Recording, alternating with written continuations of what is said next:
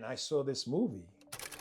That's when I got introduced to Mike Katz, Arnold Schwarzenegger, Lou Ferrigno, Robbie Robinson. All these guys, man, were my heroes. That day, they became my heroes. And I said, I want to be just like that. I want to look just like that. And no one's ever going to push me around ever again. So I'm going to grow. I'm going to get big. And it happened. I started getting big. The bigger I got, the more respect I got. The more respect I got, the more money I was making, because then I met Jimmy. It made me more afraid than my father. I was afraid of him. I wasn't afraid of nobody else. Nobody's gonna beat me like my father did. Gangster, Italian guys, and Irish, they all hung out in this place. After the warlords kind of faded out, the warlords were in my head. When I was running between the cars, I slipped when I was shot. Pick up girls and I'm gonna hang out and smoke weed. And I'm driving, I'm drinking, I'm gonna die trying to save my life. And I did that for the next 16 years. 16 years. I chased people down for 16 years until I finally retired because of, Lord, and I'll tell you everything, but you gotta do me a favor. He's saying it in his lingo. I turned around as fast as I can. It's gonna shoot me. You know something? Real quick, I felt something go. You have a pretty unique story. I think that is pretty incredible. Where it all started? I know you grew up in Brooklyn, right? Yeah, I grew up in Brooklyn, New York. Actually, I grew up in a place called Borough Park, Brooklyn, which is a very high Hasidic Jewish community in Borough Park, Brooklyn, which wasn't too far from Bensonhurst, Brooklyn as well. My dad was the superintendent of the building that I was born in. And I come from a very large family. There was 8 of us. I'm number 6. And my father was given his job as a super, but we lived there rent-free in a basement apartment. And with 8 kids, and it's a 3-bedroom apartment, you could just say the rooms were kind of crowded. And we only had 1 bathroom. One bathroom. 1 bathroom. Yes. Just a light up in the morning, huh? Yeah, it was interesting, and I always wore hand-me-downs because of my older brothers, what they wore, and then I'd have to wear it because, my dad and mom couldn't afford, to buy us all new clothes and new shoes all the time. If one of my brothers, Benny or St. Clair, grew out of their shoes, they'd pass me those shoes along, and I'd wear those for a while, and that's pretty much how it went. Let me ask you this. So, how many brothers? I got 5 brothers and 5 brothers. Yeah, 5 brothers. No, 5 boys and 3 girls. 5 boys and 3 girls. Yeah. Okay, so you're one myself of 5. included. Yourself included. And what was the personalities like between, like, in terms of, like, your brothers and are you guys very similar in stature and personality? Oh no, we were way different in stature and in personality. My brother Benny, I outgrew my brother Benny very quickly. And Benny's 2 years older than me. Okay. And he didn't like that. He always had this thing saying to me, I'm your big brother, I'm your bigger brother, I'm your big brother. And then when I got to be about 14 or 15, I passed him. And I kept going, and he didn't grow very tall. And through the years, that kind of hurt our relationship a little bit. And then St. Clair, my other brother Saint, we just call him Saint. Saint was a taller than Benny, but I was also taller than him. I was the tallest out of everyone, besides my brother Viotis. It took a while for Viotis to catch up. He's 4 years younger than me. It took him a while to catch up, but I was taller than him, but he grew tall. You know what I'm saying? Right. And my sister, I used to always tease my brother Benny and Saint, I said, you're the size of our sister Renee. And Renee was a little short, short person. And they didn't like that at the time, and I thought it was funny, but he didn't like that. He always wanted to be large and in charge, so to speak. And my other brother Cortez, he actually moved out after a couple of years, and he was living in Coney Island, and he was very tall too. He was very tall. Cortez was tall. Do you guys have a very close relation, you would say, for your brothers and your siblings? Well, that goes along with the story. I wrote about this in my book. When we were the problem that my father had, he had all these boys, and he put us to work as he was a superintendent. You know, we used to mop the building, take away the trash, and do everything, carry his tools, and do whatever needed to be done, and go into people's apartments, doing the plumbing, electrical. All of us kind of helped. Benny stayed with him a lot more than me because Benny was great with his hands. Benny was really good fixing things, and he kind of liked that with my father. I was a mama's boy. I wanted to stay by my mama, you know, and I learned how to make good pancakes and make good breakfasts and stuff like that. I was a mama's boy, and Benny was not. And we had a close knit sibling relationship when we were young, Right. because my dad was an alcoholic, and he was very violent. I mean, he seemed like, one day he seemed like the nicest guy, right? But once he starts drinking, Dr. Jekyll and Mr. Hyde, you know, and he was very violent, my dad. The violence went more towards him breaking things in the house, being drunk. I mean, my father, you know, he didn't drink socially. You know, he'll sit there and he'll drink a whole bottle of scotch straight. You know, my father never mixed any. I didn't remember seeing my father drink any beer. He drank scotch. He was an old, how can I say, scotch drinker from Georgia, you know, straight up. And my father would get really belligerent. I mean, when he would walk, he would stumble and bang into walls and knock things over. And he would be in a rage. He would be angry. My father wasn't a happy drunk. He was a very angry drunk. What do you think brought that on though for your dad? Like, why do you think he was abusing alcohol? My father was born in Georgia, but he moved to Jacksonville, Florida, when he was young, and he lived with his parents there. And you know, he was a farm boy. My father would pick up his feet and show me the bottom of his feet because he didn't have shoes a lot of the time. He'd be out there plowing the fields. You know, he would let me know, you got it easy. You know, you got it easy. You're helping, you're handing me tools. You're doing this little bit of mopping. You're doing a little, but you got it easy. He would let me know that. When he was sober, he'd say it in a calm manner. But when he was drunk, he'd say it in a manner that would scare the hell out of you. You know, he'd start cussing at me, and you know, I was very young, and he'd use the F word with me, like, you know, you don't have a fucking clue of how my life was farming. And he was a guy that grew up around a lot of racism at the time in Jacksonville, Florida. And, you know, he buried his parents. They couldn't afford a funeral for my grandparents. And he buried them both in the backyard, you know, himself, him and his sister and his other brother. They buried his parents in the yard. And he was angry. My father was angry. You know, he was. So you took that out on you guys? He took it out on my mother. You gotta understand something. My mother wasn't 100% black. You know, she was mixed. My mother was mixed with Scottish, Polish, Italian, mixed with everything. You know, and she could pass. Back in the 50s and the 60s, there was a term used by black people by saying, you could pass because you look white. You know, my mother had straight black hair and she had white skin, but she was mixed. But they say you could pass, and that's what my mother did. And my father, when he would get drunk, he would bring that up to her. But he would bring it up to her in a horrible manner.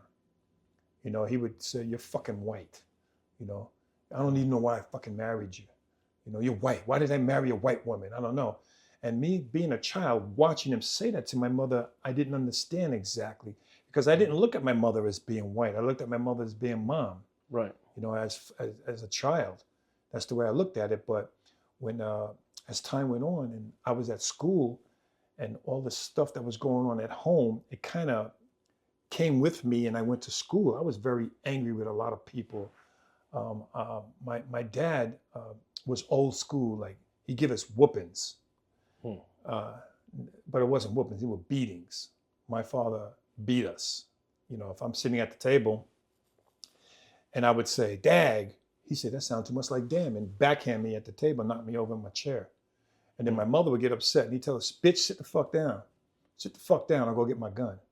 That's what my father told my mother. Sit the fuck down, you know.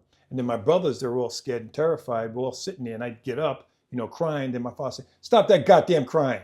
Stop that goddamn crying. Sit at the goddamn table. If I knock your ass out again." That's how my father talked to me when I was 5, 6, 7, 8. You know, that's how. But I loved my father. Don't misunderstand. I love my father. I just, as a child, didn't understand that. And when I would see him beat my brothers, you know, he never hit the girls. My father never hit the girls. He'd yell at them, but he would never lay a hand on the girls. It was always the boys. And my father was the type of guy that would take off his belt and he'd start beating me. And if he don't see me crying, he'd turn the belt around and put it to the buckle. And if he don't see me crying with the buckle, he'd get a brown extension cord and start whooping me, and I get welts on me. Wow. Yeah, child abuse. That I learned later.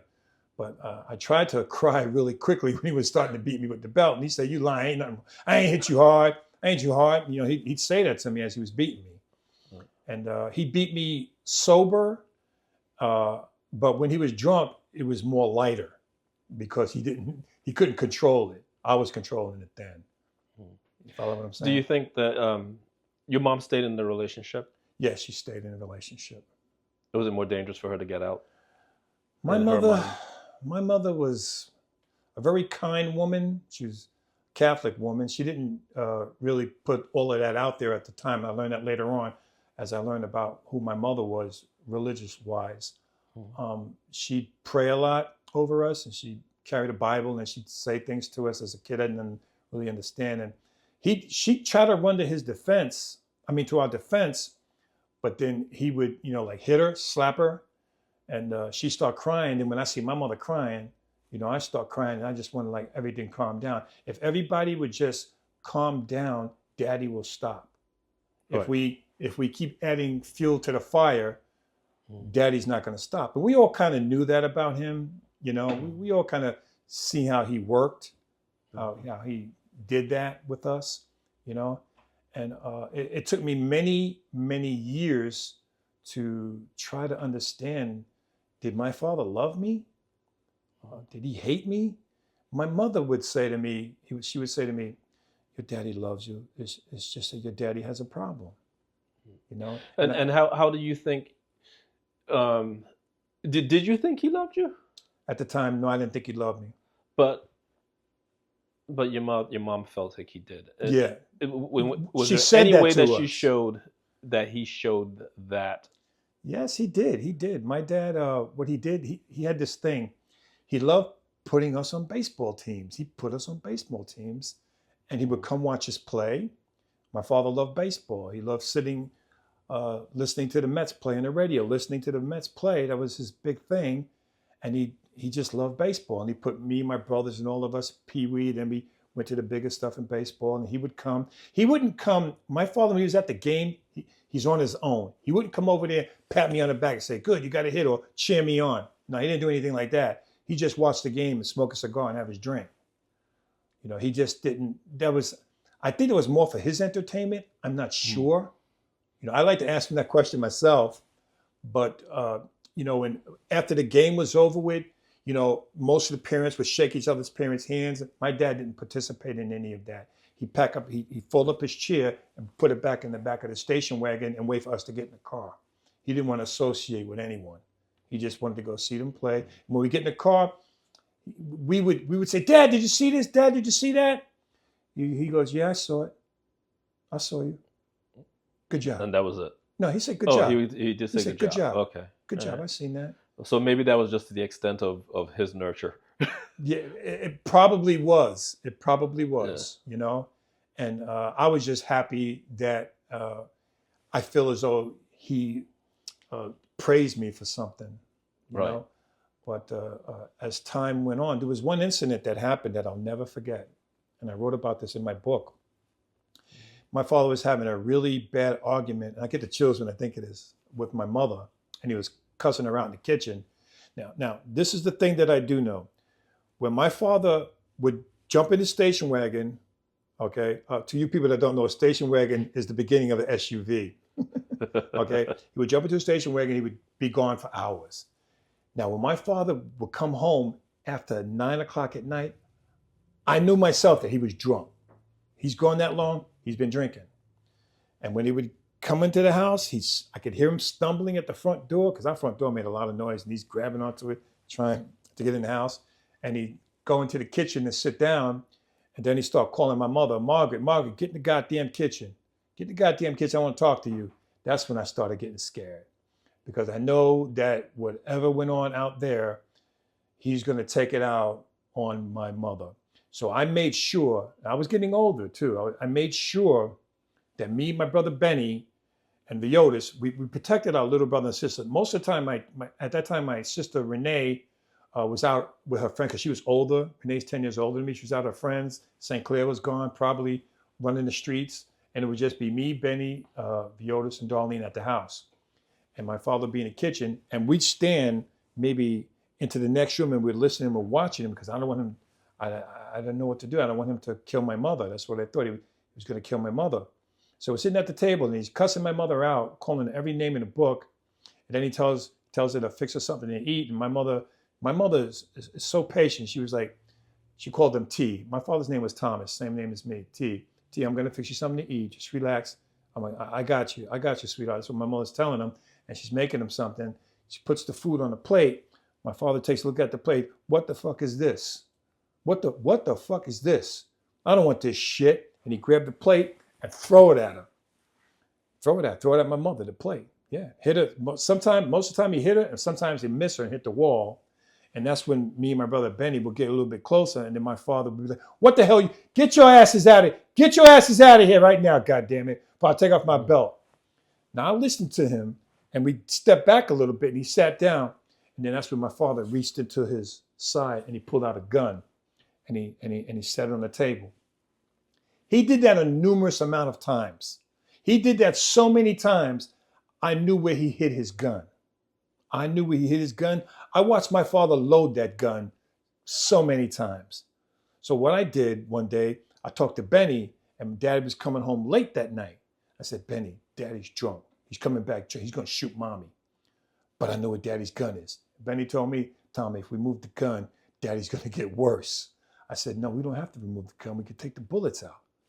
You know how to take the bullets out? I said, yeah, I know how to take the bullets out. I've seen Daddy do it all the time. So I went, he kept it in the shoebox in his closet, in his bedroom. Went in there. I was kind of terrified, but I was more terrified with what happened if he would actually shoot my mother. Right. Okay, I think at that time I was about 11. Benny was 12. Benny wouldn't touch it, but I picked the gun up, and it took me a second to really realize how he did that, got it, and I dumped the bullets, because that's how he used to do it. I dumped all the bullets out, and I made sure that I said, Benny, there's no bullets, right? You can see anything, right? And we closed it up, put it back in the shoebox, and I put the bullets in my pocket.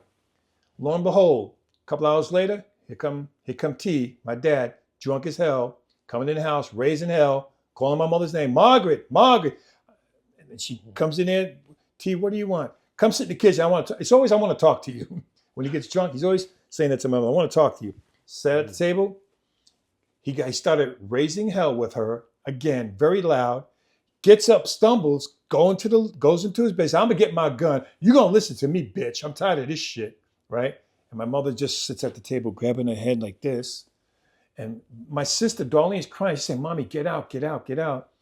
Grabs the gun, comes into the kitchen, and he don't just set it down. He slams it down on the table. Bitch, this is what I want. I want to tell you the rules, how things work around here. He gets into his spiel about that stuff. But I'm smiling. I'm like, I'm going like this. My mother's looking at me. And then I go like this to my mother, come here, mama. And sometimes when my daddy's running his mouth, he's not paying attention to things. He's just talking like a drunk talk. And my mother looked at him. She goes, what's the matter? She got tears. Her eyes are all teary-eyed. She looks at me. She goes, why are you smiling? I reached into my pocket and I showed my mother the bullets. I said, I took them out the gun. And that's when my mama grabbed her face like this. Oh my God. She knew that I touched the gun. But I said, we're going to be safe now. We're going to be safe. And after that incident, I haven't touched that gun. And my father, and I went a couple of times to look in there to see, he never opened it. I had those bullets for like months. Were you afraid that he would be like, "Who the hell took my bullets out of there?" And that really, Yeah, I mean, let me tell you something. He kind of with the beatings that I was getting and the way that he was, I had some of that in me, and I was getting to a point where I wasn't afraid of him anymore. I was getting older, and I was getting bigger, and I was growing, and I wasn't as scared as anymore. I wasn't afraid of him. I would have worried about that when the day came, when the time came for me to worry about that. Right then and there, my main concern was that he doesn't shoot my mother in front of my little sister, my little brother. That was my main concern. I wasn't worried about him finding that the gun had no bullets in it. But he never looked in it. We never had that problem with that anymore. And after a while, he stopped doing that. And as time went on, I got bigger. I started, hitting the streets. And what happened with our family was my sister Renee got hooked on heroin. My brother St. Clair became a criminal. He wasn't even a good one. He was always getting arrested. St. Clair was always getting arrested. for like what? Burglaries. He was doing burglaries. He was into burglaries, stuff like that. He just steals. He's a thief. St. Clair, my brother, I love him, but he was a thief. Not a very good one. And then my brother Cortez became one of the biggest drug dealers. He moved out and he moved to Coney Island, and he became one of the biggest drug dealers out in Coney Island. Everybody used to, call him Mr. C. His name was Cortez. Everybody called him Mr. C. And I used to think that was for cocaine. It wasn't. It was for Mr. Cortez, because my brother's name was Cortez. That's why they called him Mr. C. To this day, I could have been wrong, but I've heard two different stories. Right. Was he the cocaine or was it C? It wouldn't Right. matter. It was the same person doing the illegal activity. This is in Coney Island. And around what age is this? Oh, around How my old home. were you At that around time, when that he was, time? I was about 16 at that time. I was about 16 Okay. years old when my brother, when I started realizing what's going on in my family. I was growing up and I was seeing all the criminal activity, and my sister being strung out on heroin, and she moved out. My brother Benny started doing pills. Me, I started drinking. I had my friends come over to my basement. We go in the back smoking weed and drinking beer in the basement, and I did that a lot. And then I started hitting the streets myself, and I got involved in street gangs. My first street gang that I got involved with was called the Warlords. The crazy thing about the Warlords is that a couple of years after I got into the Warlords, this movie come out, The Warriors. I'm like, The Warriors. yeah. I Yes. said, they stole my story? No. Yeah. But we were called the Warlords, WARLORDS, and we had these jean jackets with the insignia on the back, the Warlords. And we thought who we were. But that's when I started my first time starting getting involved in street crimes. I started getting involved in street crimes. Now, prior to that, I started doing small thievery stuff. The Jewish community has what's called on Friday night, they have it's called Shabbos, okay? It's their religion. They're not allowed to touch anything that has to do with electricity. They're not allowed to handle money and stuff like that.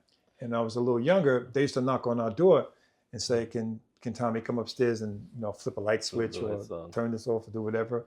Yeah. And I started doing that. And then they tell me to open up the drawer and take some money out. And I started opening the drawers. I was taking money out. I was like, later on down the road, I said, damn, I know where the money is. I was like, we got the keys to all those apartments upstairs. That's right, because your dad was a landlord. My dad was the superintendent. We had the key for all the apartments. And I started doing that. I started doing small stuff, like when I would go to mop the halls, to clean the hallways. I would knock on someone's door and see if they were home, or if I would notice that car was outside, or I can actually see them leave, because I knew every tenant in the building. Then I would go into their apartment, and I would do small things that they didn't know was missing, like maybe a little bit of jewelry. I wouldn't take it all. I wouldn't take it all at one time, or money, whatever. And I started doing that. That's how I financed myself to get beer and marijuana at the time. And then as time went on, things got bigger. I didn't care if they knew the stuff was missing. I started stealing TVs out of their apartments. Yeah, at late at night, me and my friends, we would carry them down what's called the fire escapes, on the side of the buildings, and hopefully no one would see us. And, Carrying a big TV. I mean, yeah, back then it was a well, big no, box, you back know. back then they weren't that big. They were small TVs. Yeah, but they were kind of box Yeah, they like. were So boxy, but I was strong, okay, and I wanted that TV. Or we would actually put it in something else. We put it in big boxes or in garbage bags and walk it out like we were doing. We were the super kids taking out garbage, and I do that in the early evening. There was always a way around to do something. and then no one suspected No one anything. suspected it. I mean, Wow. I remember we took and I'm going to say his name because I'm very sorry about this. There was a tenant named Mr. Marinoff, Jewish guy. He was very nice to us. Very nice to us. I robbed his TV like 5 times. Okay. He got smart. The last time that I went to steal his TV, he bolted it down. I went like this, and the TV would move. Yeah, he did. I'm laughing, and I know he's deceased now. It was over 40-something years ago. But I'm very sorry for doing. He was really nice to me, and I'm not proud. Number one, I am not proud of all of those bad things that I've done. But the reality is, I did those bad things. Yeah. You understand? I did those things, which I'm not proud of. Yeah. We're going to come back to the rest of the narrative in a second. Do you think that, when you look at your siblings, your sister, your brothers and stuff like that, and everything that you guys kind of got into that kind of life had a lot to just do with, again, the lack of nurture maybe from your dad and this upbringing in this way? Or do you think that even if my parents were, your mom was loving to you, but let's just say your dad was a little bit more nurturing, do you think that you guys would have taken those paths? I don't know. You don't know. That's an honest answer. I don't know. But I also don't blame them for what I did. Okay. Not in the least, because I know for a fact that I was wrong. Okay. For doing that. It wasn't like, I don't know why I did it. I did it, but I knew that I was wrong. I knew right from wrong. You knew right from wrong. Yes, okay. I knew right. Of course I knew right from wrong. But I decided to take that road. Maybe when I got mixed up with the warlords, did it make it worse? Yes, it aggravated it. It made it worse because being around other individuals, we were the throwaways of the neighborhood. We were the guys that were at lunchtime at the school. People were afraid to walk by us, and they had good reason.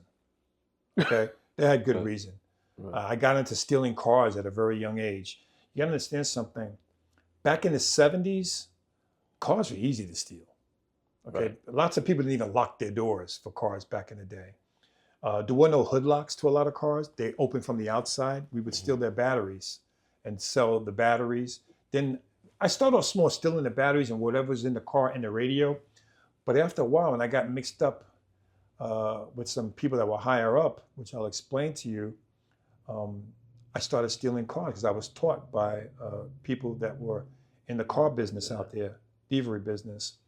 And we kind of graduated. I met somebody that introduced me to some people at this club called The End Result. The End Result, that's the real name of it. The End Result was on a place called New Utrecht Avenue on 57th Street in Brooklyn. And these were all gangster hanging out, gangster Italian guys and the Irish, they all hung out in this place. And I knew a lot of their sons, their kids. They were running the neighborhood. I got mixed up with those guys as well because after the warlords kind of faded out, the warlords was just trying to belong to something. Right. Guys that were, their parents were at home on drugs or drinking. No one gave a shit about them at home. So we met on the street and we formed the warlords. We're family. You're my brother. That's what the warlords was about. Okay. But after I got a little bit older, I started hanging out with different guys that were involved with their fathers, were involved with this club called The End Result. And I was introduced to, stealing cars, chop shops. And I got really good at that. I mean, I was driving around in stolen cars. I didn't own them, obviously. I was driving around, but I was driving it like I owned it. Like you own. I would pick up girls in them and hang out and smoke weed. And I'm driving, I'm drinking, I'm hanging out in the car, I'm doing whatever, big pimping. That's who I thought I was. I thought I was wow, I made it now. This is, Mm. Dad, if you could see me now, you know? Yeah. You got to rush out of that. Yeah, I did. I did. I Were you, did. like not even afraid that God, if I get nabbed, And or nothing made me more afraid than my father. I was okay. afraid of him. I'm afraid of nobody else. Nobody's going to beat me like my father did. Right. Come, And there was also a thing in your story about a bully, right, in school where oh, there was yeah. a kind of a turnaround point. Larry Williams. Larry Williams. When I was in school, Larry, for some reason, did not like me. He said, "You got to understand something. Let me explain to you. I grew up around Italian and Irish guys, so from Brooklyn. I got sort of their lingo, the way I talk, Hmm. right? The schools in our area were busing black children to the white schools at that time. They were taking kids from Bedford Stuyvesant, Hmm. you know what I'm saying, or Williamsburg, and they were bringing them to the white schools. Hmm. And I would be walking to school with my white friends, and the school bus would pass us by. It'd be a whole bunch of black people on the bus, and they're seeing this black guy walk with the white kids, me. Mm. So they didn't like me from that standpoint. Right. When I got into trouble in school and they would see my mother, they would say, "Your mother's white? That's your mother?" And I'd be like, "Yeah." And they said, "Okay, okay." So they didn't like that as well. Right. Right. You know, they didn't like that. They didn't like me. Larry didn't like me. He liked me worse. And he was from the hood. And Larry was incredible. Larry would knock my books down. Larry would call me names. Larry would try to embarrass me in front of people. He would throw drinks on me, all that kind of stuff. Until one day, you know, I had enough. I was in the bathroom and Larry came from behind me with a couple of his friends and slapped me in the back of my head. And I turned around and I became my father right there. Right then, I kicked the shit out of Larry and his friend, and I'm cussing and I'm screaming just like my father. The teacher, some teacher, whoever it was, heard what was going on in that bathroom, came in there and pulled me off of Larry. I cussed him out, pushed him out my way, and I ran out to school. And You didn't return back to school. well, it took a while. They suspended me, Okay. and back in the day they called it we expelled him. Expelled. They expelled me, Mhm. and they had to talk to my parents. I said, if you're gonna call my parents, talk to my mother, because my father's a drunk and he beats me, and he carries a gun, and that kind of scared the guy. He's like, I'm gonna call your mother, you know. And they did call my mother, and my mother, you know, she came up there and she explained to him. She told him, my mother told him the truth, you know. And then they would look at my mother different because, wow, his mother's white, you know. They didn't say anything to her, Right. you know, but you know, I could tell. And I started realizing a lot of things because I'm getting older. I see this. I was like, that's the way you're looking at this, you know. And Larry actually tried to befriend me afterwards. You know, he tried to be friends with me. But from that point on, from that day on, nobody pushed me around no more. And then the craziest thing happened to me. I was about going on 17, 18 years old, and this movie comes out called Pumping Iron. I didn't know anything about Pumping Iron. My buddy Neil, buddy Neil said, "Hey, let's go see this movie. It's about bodybuilders and stuff." I'm like, "I don't want to go see no damn body." He says, "Come on, man, I'll pay." You know. Then we went. We went to a place called I remember the name of the theater. It was the Oriental Theater on 86th Street in Brooklyn, New York. And I saw this movie, and I saw this one. I got introduced to Mike Katz, Arnold Schwarzenegger, Lou Ferrigno, Robbie Robinson. All these guys, man, were my heroes. That day, they became my heroes. And I said, I want to be just like that. I want to look just like that. And no one's ever going to push me around ever again. So I couldn't afford weights at that time. So I met this guy, Orlando Rodriguez. He lived a couple of, he was actually, his parents were the super of that building. He was Hispanic. And he had weights and we worked out in his basement. And I worked out like it was no tomorrow. I tried to get every magazine with Arnold in it. I tried to eat. I'm going to grow. I'm going to get big. And it happened. I started getting big. The bigger I got, the more respect I got. The more respect I got, the more money I was making because then I met Jimmy. Life of Jimmy, yes. Then I met Jimmy. That's the Irish. That's the Irish mob. Yep. Mobster. Irish Jimmy Eckert. I met Irish Jimmy, and Jimmy. Actually, I met him by accident. It was my birthday, and my friend Neil and my friend Ray we all wanted to go to Manhattan. You know, we jump over the turnstile, and we don't pay. Even if we had the money, no subway we don't toll. pay no toll. We jump over, And sometimes we have the cops chase us. They can't keep up. We were too fast. And we get on the subway. We go to Manhattan, and they wanted to take me to a bordello, because I was still a virgin at 17. And excuse me. And we went to a bordello, and I came out smiling as can be, and I was happy. We were partying. I was drinking, smoking weed, and then somebody hands us this flyer, and it said on the flyer, the Hellfire Club. And it said BDSM or whatever it was on. I didn't know what that was. And me and Neil was like, "Want to go check it out?" "Yeah, let's go check it out." So it was on Lower Manhattan on 14th Street and 9th Avenue. And when we got there, there were like limousines in the front of it, lined up. There were people online. I'm like, these people ain't gonna let us in there. We ain't gonna get in there. But the good thing about that is they look gothic. A lot of people know they were wearing dark clothing, and we were wearing dark clothing and blue jeans, cutoffs or whatever. Right. And it was like, no big deal. Let's get online. Let's see what happens. We get online. Took us a while to get down there. Guy standing at the booth, smoking a cigarette with his glasses and stuff. He says, "Who are you guys?" And I go, "I'm Tommy, and it's my friend Neil. We just want to go in and check it out." And he goes, "How old are you?" And I go, I'm 17, And he says, "Well, you can't get in here. You got to be 18 to get in here." "Well, my friend he's 20. Can you do the math difference? Can he sign me in?" Right. Yeah. And for some reason, I don't know why, Terrence, but for some reason, that guy Jimmy took a liking to me. He says, "You know what? Come here." And he comes out the office, and he pulls me to the side. Right? He says, "I'm gonna let you go in, but I don't want you to go to the back rooms, and I don't want you touching any girls. I just want you to go in and check it out." And I said, "Okay, no problem." He didn't even charge us.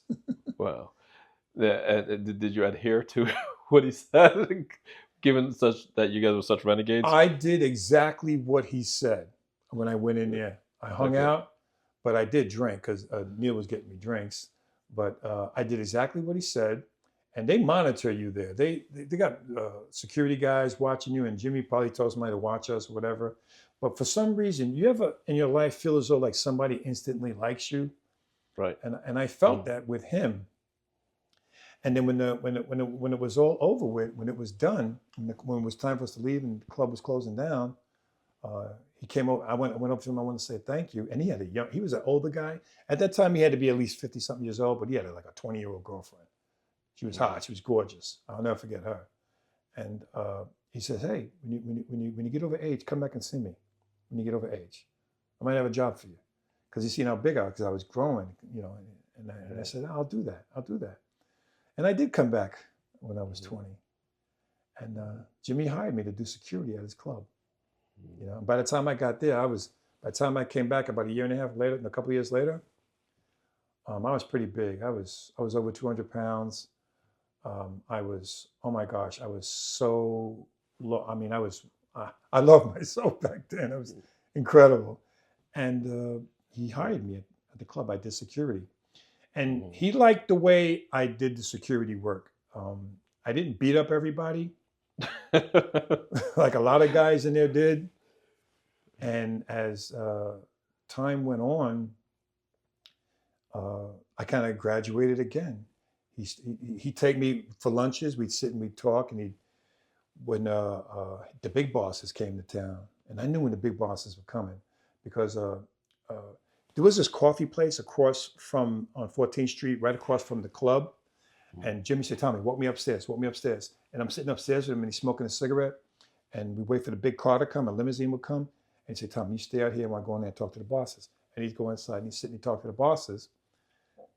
And when he came out, he asked me to come back in. The bosses left. And he said, "Tommy, I want you to do some stuff for me. I want you to do some things for me. I'll bump you up. And you're going to make a lot more money." And I'm like, "Whatever you want, Jimmy, I'll do it." And that's when he introduced me to being a bagman. Bagman is a collecting money. The bagman. Like bagman, B-A-G, Bagman. Collecting money. We collected money from a lot of clubs, gay clubs. I go to gay clubs, and I talked to the manager that was there, and I would threaten him. I would say, "I'll be back here next week. If you don't have what you owe me, I'm going to burn your fucking club down." "And what's your name?" And I grab him, and I go into his wallet, and I get his name off his license. I told him, and I had a guy with me too. His name was Richie. I said, don't fucking move, asshole, right? And I'm going through his wallet, and I got his address. Talk to whoever you got to talk. I'm going to be here next Friday to collect $500 or $1,000, whatever it is. If it isn't, I'm coming after you, and I'm going to burn the fucking club down. I got, the guy was calling my house, because I gave him my number, he can call my house, right? He was calling my house to come pick up money, okay? Because he didn't want to be late, okay? He didn't want to have any trouble. He didn't want to have any problems. Right. And that worked out fine. That worked out fine. It really did. I got to tell you one thing, though. When I started trying to collect money from a lot of meat stores in Brooklyn on Flatbush Avenue, I was collecting money from the stores. I go into the store, I grab a shopping cart, and I'm throwing meat in the shopping cart. And me and Richie, Richie's there with me. Richie, we call Richie Big Bird because Richie's hair was like Big Bird on Sesame Street, so we called him Big Bird. We didn't call him Richie. Okay, he was like, I'm telling you, I thought I was tall. Richie was like 6'5". Jesus. But he didn't have any, he was kind of scrambled eggs up there, right? Right. But he was good. He was big, he's real big. And we load the shopping cart with food, and I go up to the. They knew something was wrong. They see this black guy with this white dude. We don't look like a family people, Right. And I'm telling them I'm taking all this meat, and I want $500 extra. I want $1,000 extra, and the woman would fight with me. But her husband would come outside. Her husband would come out there. She says, "I'm not giving you nothing." And she was Jewish. "I'm not giving you anything." And she started threatening me. And she says, "I'm going to call the police." I called the police. Then I was threatening her until I was going to kill her. And I said, "I'll kill your husband too." And that's when she kind of calmed down when I said I was going to kill her husband. Right? And then they'd pay us. And when I would come in there on a weekly basis, she stopped saying things to me, but she would give me that, "I want to kill you" look. But she'd pay. And we did that for quite a long time. And unbeknownst to me, after a while, we were being watched. The police kind of knew about me.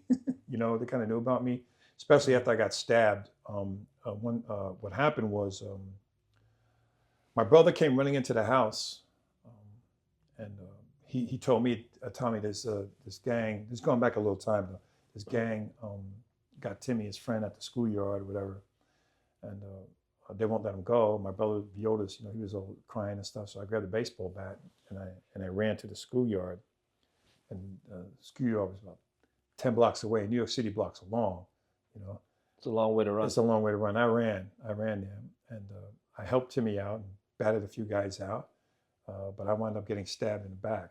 That was the first incident that ever happened to me. I got stabbed at a very young age. And I was brought to Maimonides Hospital, and I was interviewed by the police. That put me on the radar.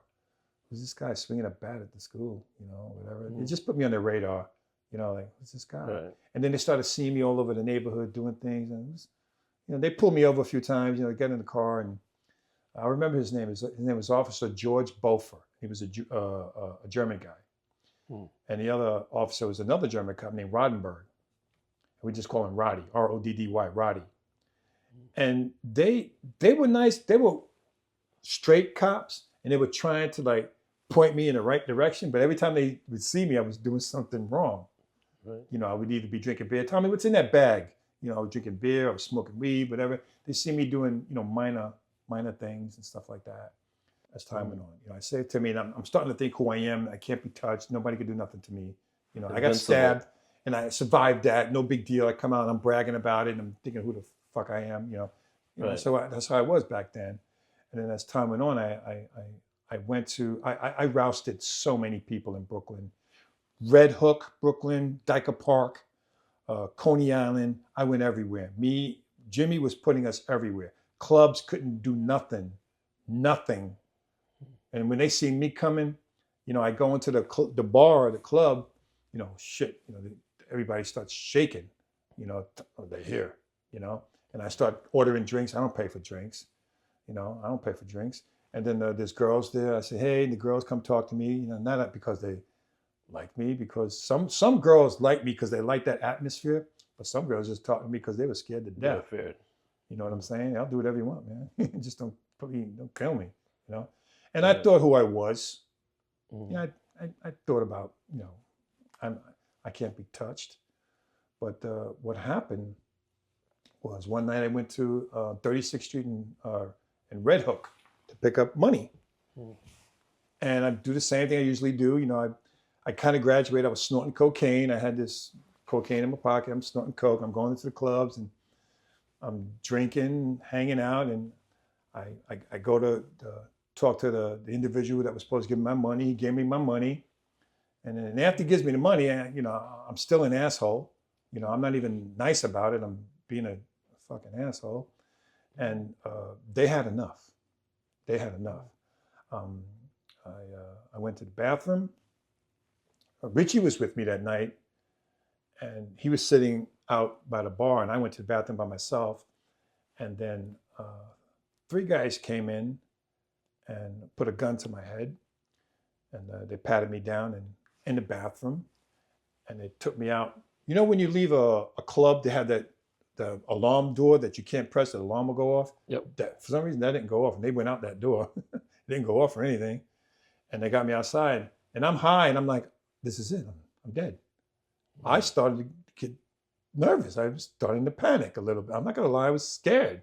First time that somebody's scaring me. Right. And they take me to the alley, and I had this think fast. I got to do something. I'm gonna die trying to save my life. They took the money that I had on me, and I heard their accents. They were Hispanic accents, you know, because they kept telling me not to turn around. But I can hear them talking, and they knew my name. We know who you are, Tommy. We know who the fuck you are. And he was saying it in his lingo. I turned around as fast as I can as they got the money, got everything on me. I jumped on one guy, and I started pounding him. Another guy started hitting me. The other guy I thought was going to shoot me. And all of a sudden, real quick, I felt something go foot like that. And it was very sharp. And it hurt like hell. And I realized I was stabbed. I was stabbed by the heart. And those guys took off running. They took off running. And I stood up. I stood up. And the blood's coming out so fast, it wasn't even red. Look, I almost blue. At least that's the colors I was seeing. I wasn't sure what I was seeing. And I'm high. And I tried to get back in that door, right? And then blood starts coming out my nose, right? Because I'm feeling my face. I'm like, oh, it's bubbling up. And the door that came out, I couldn't get out. So for some reason, I started walking out of the alleyway to 34th Street, because you got 3rd Avenue, and that's the BQE up on top. You know, cars are going past on the BQ, Brooklyn Queens Expressway. And I made it out the alleyway. But for some reason, to this day, I don't know why I walked in the street, but I did. Those guys saw me that just did that to me, they probably said, that motherfucker's still alive. So they came at me and ran me over with the car. You got hit with the car. That hit me with the car.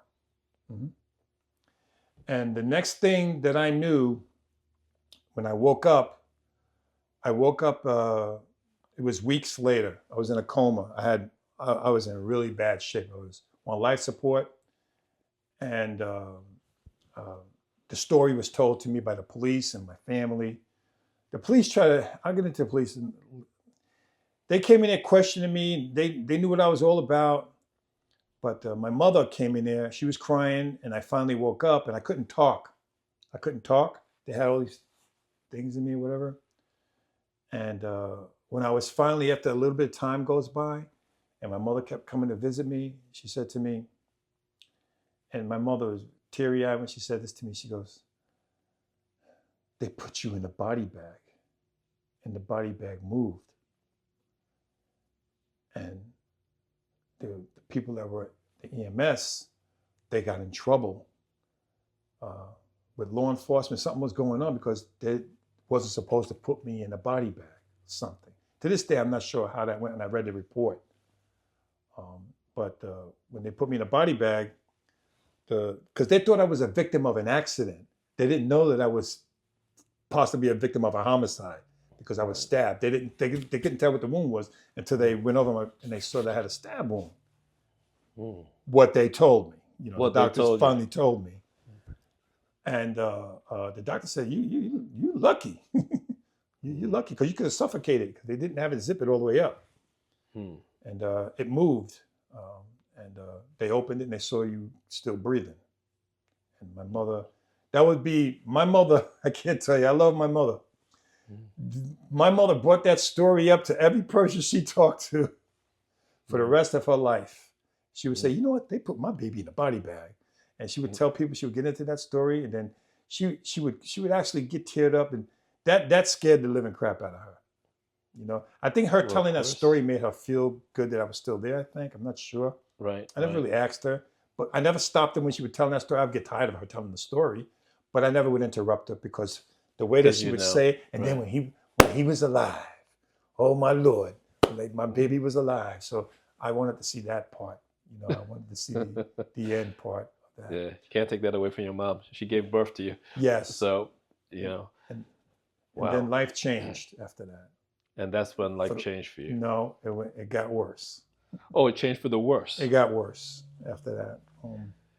What happened was, the police came up to question me, and the FBI came to question me. I'm like, what the hell is the FBI doing here? You know, because I was getting better and I was in the hospital, and they questioned me now. Because a lot of times when the cops came in there and they would question me, I don't feel good. You know, I'm not feeling well. That kind of wore off after a while. Right. You know, and that kind of wore off after a while. They kept me in the hospital for like almost a month because I was in really bad shape. They cut nerves. They did all kinds of shit to me during that surgery. I was stabbed in what's called the left ventricle, and I had internal bleeding, and they cut me open. Yeah, I saw the scar. They cut me open. They ripped my ribs. They did everything to save my life. Doctor told me I had my heart in his hand. You know, and to this day, when that was done, and I had to go back to be checked, they used that surgery to save other people's lives. Really? Yeah. Wow. Yeah. Go figure. Figure that one out, right? Wow. But my life changed a little bit because the police were telling me, we know all about you. We know what you're doing. We know who you're working for. Tell us what happened that night. Who did it? Whatever. All that kind of stuff. They couldn't get nothing out of me. Jimmy came to see me. And when Jimmy came to see me, Jimmy was just Jimmy loved me, man. Jimmy, let me tell you, Jimmy wanted to kill my father. Jimmy wanted to kill my father. Mm-hmm. He sure did. I stopped him. I believe he would have done it. Because he didn't, when I tell Jimmy what he did to me and what he did to my mother and my brothers and stuff, you know, Jimmy was old school. Jimmy was old school mob. I can make him disappear. You know, I'm like, no, don't do that, man. Don't do that. I begged him because I was nervous that he would actually do it anyway. Right. You know, then I stopped telling him things. You know, I stopped. I kind of faded out. But after a while, the police were following me, shaking me down constantly, pulling me over. I had to make sure I was legit on everything. I couldn't even carry weed on me and nothing because I knew the cops was following me. Right. They were videotaping me and doing all kinds of shit. Then I was dating this woman. I'm not even gonna say her name. Well, I can. She's in the book. I was dating this woman. She was my childhood sweetheart, named Olga Figueroa. We just called her Negra, Puerto Rican. I got a daughter by her. And they would come to the house, harass her. You know, go through the house, search the house, you know, do all of that when I wasn't there. Then they would harass her parents that lived across the street. They were just doing everything they can to try to rattle my cage, you know, do all of that, you know, harass my mother. And my mother, let me tell you something, my mother doesn't lie, but she was lying for me. She don't lie. My mama don't lie. But when the cops came and asked questions about me, she didn't say anything. I think you were the favorite. You know, she didn't say anything. She just wouldn't say anything, you know, and then I would sit and talk with my mother. She'd pray and she'd say, Tommy, change your life. Please, baby, change your life. And she would write this stuff in the Bible, and I still have it today, what she wrote in my Bible. God rest her soul, stuff that she would write in my Bible. And she would just she wanted me to stop and wanted me to be regular, you know. But meanwhile, you know, unbeknownst to her, you know, well, she didn't know. I was paying, I was giving her money. I said, Ma, this is good money. This is good money. I earned this. This money is good. I got some money that's bad, but this money's good. Okay, this is good stuff, Mommy. Use it. You know, I would buy groceries. I would do stuff like that. come on, Mom, take it. She'd take it. My mother would take it. She loved me that much. Right. That to this day, and I could say this on camera, to this day, that was the only woman that ever loved me unconditionally. No matter what I did, she loved your me. mother. Right? You know what I'm saying? So it came to a point where I was finally arrested for the first time. For the first time, I was finally arrested. But there was another incident where I was also shot. I was shot. I'm gonna tell you about that one. I was working as usual, collecting. So I didn't learn anything. When I got better after the surgery, it took me about a year to get better because I had to go in for therapy because when they did the surgery on this side and did my skin, my arm, I couldn't put my arm, and I had to go into therapy, and it worked. My arm got better. I was mad at myself because I looked skinny. I wasn't strong. Sure. I lost all this weight. I'm like, oh my God. So I went even crazier. I started taking amino acids, protein, everything. I just went nuts trying to build myself back up. I wanted to be that guy again. That didn't scare me. And during that time of recovery, right? Like, was there any retaliation from the people that used to shake down, like people that wanted you dead? Were there any threats coming in that they know that you're now weak during this period of time, that maybe this would be a good time for them to get you? I could say this, and this is not implicating anything towards myself, because I was questioned about it. The owner of the club was found 2 weeks after what happened to me. He was cut into pieces and put in a garbage container in Brooklyn. Oh. And I was questioned about that. And I told them I'm in no condition to do that to somebody. And then they wanted to know who did it. I don't know. I had nothing to do with that. All I know is that he was murdered. He was cut up into pieces, and his head decapitated, arms, legs, everything, and thrown in a garbage container. You know those garbage containers that those green trucks pick up, that flip them? Mm-hmm. Yeah, he was put in there. Do you have any idea who you think in your mind? No, I don't miss him. Right. But I have no idea. He was involved. That guy was involved in a lot of stuff. I don't know. That could have been you, man, as well. I don't know. I don't know who did it. And the point of the matter is, if I didn't, I wouldn't tell you anyway. Right. I wouldn't say anything about it. Right. And that's my story. I'm sticking with it. Stitching, right? That's my story. I'm sticking with it. Get stitches. But after that, I went back to work. After a year or so, I went back to work. I got myself back in shape, and I'm going into this bodega. You know what a bodega is, right? I'm going to a bodega on Avenue C on Avenue C on Church Avenue in Brooklyn. And Church and McDonald? Yeah, Church and McDonald. Yeah. Absolutely. The train actually goes down into the ground at that point. Yeah, I'm familiar with that. From the L, the L, they call it the L, came down to the L and went down on Avenue C, and I was on Church Avenue. Mm-hmm. Church Avenue is actually a stop on that subway, right. Church Avenue. And me and a couple of guys that I work with, Frank, we call him Frankie Bags. Frankie Bags was a dangerous individual. Frankie Bags was a dangerous son of a bitch. When I think of Frankie Bags today, it scares the shit out of me. Okay. Frankie was a made guy. He was made. Now let's be real here. Okay. There are, you have to be Italian, right? And they'll check your heritage, of course, to be a made guy in the organization. Mm-hmm. Me, I was just a foot soldier because I was, I'm not Italian. I was just a guy that did work for them. Mm-hmm. But I knew those people who was associated with that. And they put me to work with Frankie Bags. And Frankie, they call him Frankie Bags because Frankie's the guy that, he puts, he'll get your hand and put a Glad bag over it and bust up your hand with a hammer. And he did that because he put your hand in the back because he didn't want no blood on his suit. He always wore his nice suits and stuff, and he didn't want no blood on his suit. He used to make jokes about that, And we went to collect money one time, and he did that to an individual, and it scared me. I thought at a moment I would shoot Frankie because he was scaring me so much what he was doing to this guy, because I was witnessing this. I'm like, he's gonna kill me. I'm just a nigga to him. He's gonna kill me. And he used to tell. He told Jimmy, he says, I'm not taking no orders from no fucking nigga. Me. And I was the guy he was supposed to be working for me. I was taking him to places to pick money up. And he told that to Jimmy, and Jimmy pulled him in his office, and I wasn't allowed to go in there. When they came back outside, Frank was like, let's go, Tom, whatever you got to do. You know, they had to talk. And I heard down the line that the only reason why they took me because I was threatening. I could handle matters without trying to get violence in it. Without escalating it. But Frankie, you know, he lived for that shit. He's a psychopath. Yeah, he was psycho. You know, he got shit done. You know what I mean? I got shit done, but without any recourse, without any, you know, Well, I have more put hands in variables. glad bags. Yeah, exactly. I didn't walk around with glad bags in my pocket. You know what I'm saying? So I'm walking into this bodega, and there's a bunch of people standing outside, a bunch of guys standing outside, and going to buy beer, and I don't have no gun on me. It's in the car. You know, it's in the car. And I remember it all well.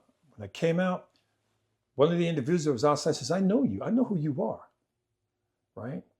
And I turn around, and right away, this is Tommy Harney. You can't, who the fuck are you? You know, I said that to him along those terms, right? And I remember him saying, you are the guy that takes money from people forcibly. He said something along those terms, something like that. And at that point, I got my buddy in the car. I'm standing there holding beer, and then I smacked the guy. I didn't punch him. I just smacked him. I said, fuck you, you motherfucker, right? As soon as I did that and I turn around, I start walking, he starts firing at me. He starts shooting at me. Seriously. I dropped what I had. I started running. My buddy Neil saw what happened. He jumps out of the car. I'm getting chased. He's chasing me and shooting at me. So I'm running, you know, the cars that are parked I'm running between the cars. I'm trying to not get shot. Thank goodness this guy's not a good shot, you know, but he got one. He got me in the back, right? And I kept running. And when I was shot, all I remember from that point is waking up in the ambulance again. You passed out? I passed out. I woke up in the ambulance, and they took me to the hospital. And it wasn't a bad wound. It wasn't a bad wound. Like a flesh wound? It went in me, but it didn't hit the internal organs. Oh. Because when the doctor came, I remember this, when the doctor came into the room, what happened was, I said, then why did I pass out? Right? Because I'm thinking I have no clue, because I had an abrasion on my head. When I was running between the cars, I slipped when I was shot and my head hit on the car. And I fell to the ground and had a bullet in me. Right. So they thought I was dead. They took off, not after what they did to Neil. What they did to Neil was horrible. Neil jumped on one of the perpetrators, and when he turned up, one guy stabbed him in the stomach, ripped up on him, and another guy stabbed him in the back. Neil was in critical condition in the hospital. Yeah. He didn't die. Yeah. But to this day, he still has issues to this day. And I just got off the phone with Neil about, 2 weeks ago. Wow. And I visit him sometimes in New York. But he was messed up real bad. He went into respiratory failure. That's worse than ICU. And he was in really bad shape. And it took a while for him to come back. It took years. He was really in bad shape. And when that happened, I tried to, I wanted to change my life after that happened. But I didn't have any choice because I was arrested. Right after? Secret indictments. New York City used to give out secret indictments. Secret indictments? Yeah, in other words, the police are following you and they're taking all this evidence, they're doing all this stuff, and then they take it to the grand jury and they get an indictment. You don't even know about it until they pop it up, you're under arrest. We call them secret indictments. Did I always knew that I was being followed? Yeah. Did I always care? No. Right. I didn't care. I didn't. A lot of the stuff that I did, I tried to hide it, but it was a different time in the 80s. It was a time of Studio 54. I used to go to Studio 54 a lot. getting high, partying with celebrities, beautiful. hanging out, doing this stuff, hanging out with gangsters, and you're thinking, you're all this, and you're really not. You're really not. You're not all that. You're not all that. And I went to jail, and the judge that I went before, he gave me plenty of warnings, because I was picked up a lot. But I was never. They didn't have anything to charge me with. Right. And I go before the judge, and the judge knew me. He says, "I knew you were going to get you. I knew they were going to get you one day. What did I tell you when they get you? They're going to get you." And they gave me 4 years. Wow. Give me 4 years. So maybe that saved your life. Yeah, it did. It did. But the trouble followed me when I was in prison too. Jimmy came to see me a couple of times. We discussed some of the business and some of the things that I knew. And that's when Jimmy started to tell me, they're pushing me out. They're pushing Jimmy out. They're getting rid of Jimmy. They're pushing him out they're of pushing him the out. organization. This is when AIDS came out. AIDS came out big time in the late 80s. And that club was a sex club, BDSM. There was actual penetration sex in that club, in the back rooms. And they do it on the stage, on a fetish stage. There was like a stage there, chains, whips, sex. It was all that, everything was there. Right. And AIDS hit real hard. And it was losing a lot of money. And the bosses decided to, time for Jimmy to go, And Jimmy told me when he came to see me, he told me multiple times, he came to see me at the hospital, he said, "Tom, you got to get out, they're going to kill us. You're just black to them. They don't give a shit. You're not earning the money. They don't need you right now, and they want to know what you know." And I was like, "They're going to kill me." And I started thinking they're going to get me. So you were concerned about that? Yeah, I was very concerned about it. And when I went to jail and I got sentenced, I'm like, damn, I'm going to be here for 4 years. And it could have been a lot worse. They tried to give me 4 to 12 years, and they tried to send me to this program since I was a first state offender. They tried to send me to this program, and I didn't do well in the program because I was violent. I was violent with a lot of the inmates because I still wasn't there yet, but I was getting there. I wasn't there to change my life, but I was getting there. But you don't want to put me with criminals that make it worse for me. I got to listen to their stories all day, and I tell them, "Get away from me. I don't want to talk to you." Then I had the Muslims. The Muslims really hated me in there. The Muslims, they hated my ass. There was this one guy that wanted me to convert to Muslim, and I said, "Nah, man, thanks a lot. I appreciate it, but no thanks." And then he hounded me daily, hounded me, talking about the Quran. And listen, I got nothing against the Muslims. I'm making that very clear right now. Nothing against the Muslim. I just didn't want to be one. Right. Okay. I'm Christian. I'm not sure what the hell I was when I was Christian. I got my mother praying over me, but I don't know too much about religion. I just want to leave it. Just leave me alone. I appreciate it. And then all the Muslims started looking at me wrong in there. And I got into a few fights, and then I was put in this thing called the Bing. You ever heard of the Bing? Bing, the Bing. On the island, they call it the Bing. It's the box. And this is at Rikers, right? Yeah, this is at Rikers. I was in a building called C-74. They transferred me to a lot of different buildings. I was in OBCC. I was in C-95 because I kept getting into fights, right? I was getting into fights. I wasn't getting hurt. I was hurting people. I was getting into fights. You follow what I'm saying? So I was at this last building, C-74. And after this changed my life. This changed everything. What happened this day? I'm at C-74 and I took a job. I want to get this. I want to make this time go as fast as possible. So I took a job in the visiting room, and all of a sudden I see them bringing in this short guy, shackled. Now, when you're shackled, that means you have chains around your waist and your wrists are handcuffed and you can't move, and your legs. You're shackled. Right. And they're coming in with Roberto Seta. You know who Roberto Seta is? Roberto Seta is the Zodiac killer of New York. Zodiac, yes. The Zodiac. All right, not the original, the copycat, but he killed 7 people. Okay, and he killed his sister. Okay, all right. This guy, they're bringing him in, and everybody knew who he was because everybody on the island, we just call him the Zodiac. Right. That's what we call him. And he was getting paid. Now the COs that were there, the correction officers, they loved talking to me. They would tell me everything. right? They just took a liking to me for some reason. And they would tell me everything. They were saying the media is paying the Zodiac for interviews.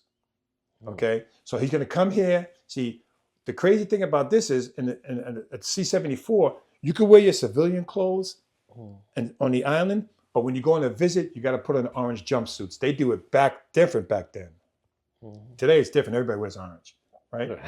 But yeah, but when you go on a visit, you got to wear your orange jumpsuit. So I was in the visiting room working, so I pass out the jumpsuits, and then I meet this guy, and then they uncuffed him from his waist, but they uncuffed him, and we would have to kill time. So we would play chess until his visit, until the people come to visit. Me and him would play chess right there. He didn't talk much, but when he did talk, he would say that the police, they're urinating in his drinks and putting feces in his food and stuff like that. And I would say in the back of my mind, shit, I wish I could do that because I thought he was a piece of shit. But you guys played. We played chess. And it'd be about an hour before he'd go on his visit. Then he'd go on his visit, and then the warden put me in the same cell as him because I got into another fight. So he put me in the same cell as him, and I was a cellie for a while, for I don't know, maybe 2 months, something like that. Did he ever say to you about anything about his crimes? No. All he would talk about is his well-being and how he's being treated there. I would never really get into his in-depth, because looking at him is like looking at a shark's eyes. He had no soul. To me, this is my opinion. Empty soul. And he was a little guy. He was a little guy. Really? You know, but I had to sleep in there. Yeah. Until this happened. I found out what was going on in the visiting room. I'm working in the visiting room, and the other two guys that I was working with, they were bringing drugs in, and I witnessed it. And then they were part of the Bloods and the Crips. And then he's telling me that, yo, Tommy, you with this? I'm like, nah, man, y'all could do that. I don't want no part of it. Well, then if you're not with this, man, you're gonna have to quit, man. I ain't quitting, because if I quit, I look, like pussy. And he threatened me. He said, if you don't quit, man, we're going to make it happen for you.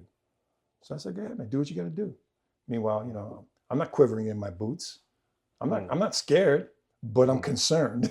Right. Right. So the next day or two, maybe a couple days later, they send these two gigantic guys in there to kill me, to shank me. Yeah, they sure did. But when the officer was part of it, the officer that came in, he was part of the Crips, whatever, because he told them, you got 2 minutes. Oh. He told them guys, I said, oh shit. And it's like a cage. It's like a cage, and there's two sides where the inmates come in this way to go on the visits, and they come out that way to return the orange to get their jumpsuits of return. And they shut the door behind them, and we just went at it. And those guys were in critical condition when I got finished, but I didn't kill them. So good thing, 'cause you get a life sentence. No, Right. What happened after that, I couldn't return the D block to my block because they were going to get me there because the guys are done. I tore a guy's ear off, ripped his teeth out, I did some very dangerous shit to them, right? And then the warden came. They brought me to the Bing. The warden came to the Bing to talk to me, and he wanted to know what was happening. And this is when I changed. Everything changed in my life. I said, Warden, I'll tell you everything, but you got to do me a favor. And he said, what? I said, get me off the island because they're going to kill me. He says, okay, well, tell me now. Tell me everything. I said, no, you get me off the island and then I'll tell you everything. He says, okay. He says, I'm going to have you transferred immediately, but you're going to go to another building on the island and you're going to be not in population until we get you out of here. I said, that's fine. So I said to myself, I'm going to wait until they actually do that. He did that. They got me out, drove me to another jail, and put me in a cell. I was by myself, and then the warden came over there by shuttle, and I told him everything, how they were getting the drugs in. And I dropped the fucking dime. You damn right I did. I told him everything, who was running it, who was doing it, how they were getting in, everything. And it was when they finally transferred me from the island to upstate to a place called Riverview Correctional Facility, the warden called the facility to talk to me on the phone. He thanked me because they stopped a major thing what they were doing and there was officers involved in this shit. Oh. And there was a big write up about it. I said, "Don't put my name in nothing. Don't put my name." They put me down as a confident informant, A confidential. a CI that Right. told them the information. I said, "You put my name, I'm dead. I'm Yeah. dead, man." So he didn't do that, and that's when I changed. That's when I changed. I'm not that. I don't want to be that bad guy no more. You didn't want I want to do good things, and I Wow. want to change. And I served a good part of my sentence. I think it was 3 years, and I was up for parole. I went before the parole board, and they released me. When you went to before the parole board, I mean, because you were still getting into fights and all that stuff before. How do you convince them that you're somewhat rehabilitated? I told them they could keep me for the year. They don't have to let me go. Okay. You know why? Why? Because I don't want to be on a banana pill for 12 months and go through the whole system again. I'd rather do my 12 months now, keep me, finish off my 12 months that I owe you, or you can let me go. Either way, I'm getting out of here. I reached my CR date. It was my conditional release date. It's called the CR date. They have to let me go. And to let me go is 9 months away. I could do 9 months on the top of my head. Instead of them listening to me, they let me go the next day. Wow. But I was on parole for 12 months. For 12 months. Yeah, parole for 12 months. So, what was the first thing that you did once you got out? The first thing that I did when I got out is I got some real food. Honestly, I got some real What was food. it? They only gave me, after 3 years of serving in prison, they only gave me, I think it was $75. I think it was like $75, but I had a couple of $100 in my commissary account. And I had a few $100 on me. You know, I went to get in contact with my mother, and I went to my friend Neil's house. I had nowhere else to go, and I went to Neil's house. We hung out, and the next day I had to meet my parole officer, and I met her, and I didn't like her. She threatened me on these little bit of time that I had left, whatever. She threatened me big time, and She threatened you, like, in what way? she didn't want me seeing my old friends and stuff like that. Okay. Neil was a buddy. Neil was the one that got stabbed. You know, we were real buddies. I loved him. Right. I love him. We knew each other since we were like 8 or 9 years old. You know, I'm not going to let nobody stop me from doing that. And I violated parole. I violated. Without her knowing? No, Or I did she know? left the state. Oh, you left the state. I left the state. I was trying to do the right thing, but I was like this. I wasn't sure, so I left the state. Oh, that's when you went to Fayetteville. I went. The first time that I ever been to Fayetteville was 1993. I left New York City, and I went to Fayetteville, North Carolina, in 1993. When I got out here, I was a fugitive. Okay, I was a fugitive. I was wanted by the New York State. I was wanted by New York. So you knew that you knew at that time what you were doing too, right? But I was scared about some other things. I got threats Of threats and from inside the organized Right. crime that I was going to be killed. You know, I heard it on the street. People told me, I'm dead.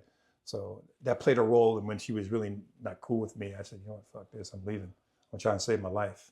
right. So it's the first time I ever saw a trailer when I came to Fayetteville, North Carolina. I'd never seen a trailer in my life. right. And my sister was staying in a trailer in a place called Spring Lake, North Carolina. And I stayed with her for a while. And then I started taking menial jobs, like working, bouncing clubs with, stuff like that. I wasn't driving because I didn't want to get pulled over. Okay. Then they got me.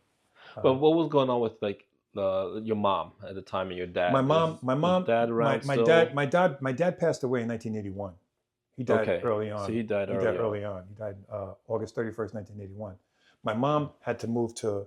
That's why I came to Fayetteville, North Carolina. My mom was in Fayetteville, North Carolina. She went to stay with my sister Renee. Okay. And my sister Renee got off drugs, and she was living in Spring Lake, North Carolina.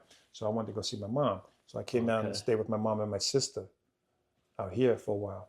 But it took. I was a fugitive for 5 years. Wow. 5 years. From 1993 to 1998. 1998, they caught me. Wow. 1998, they caught me. I'm driving with my girlfriend, and she's actually pregnant with my daughter. And all of a sudden, I hear a helicopter. I'm like, "What the fuck is it?" And he was low, and it was the sheriff's helicopter. Then all of a sudden, I see a lot of police cars. Must have been every fucking cop car they had in Fayetteville and Harnett County and Fayetteville. They really want to catch you. Because they thought they read my sheet, but they don't know who I am. Right.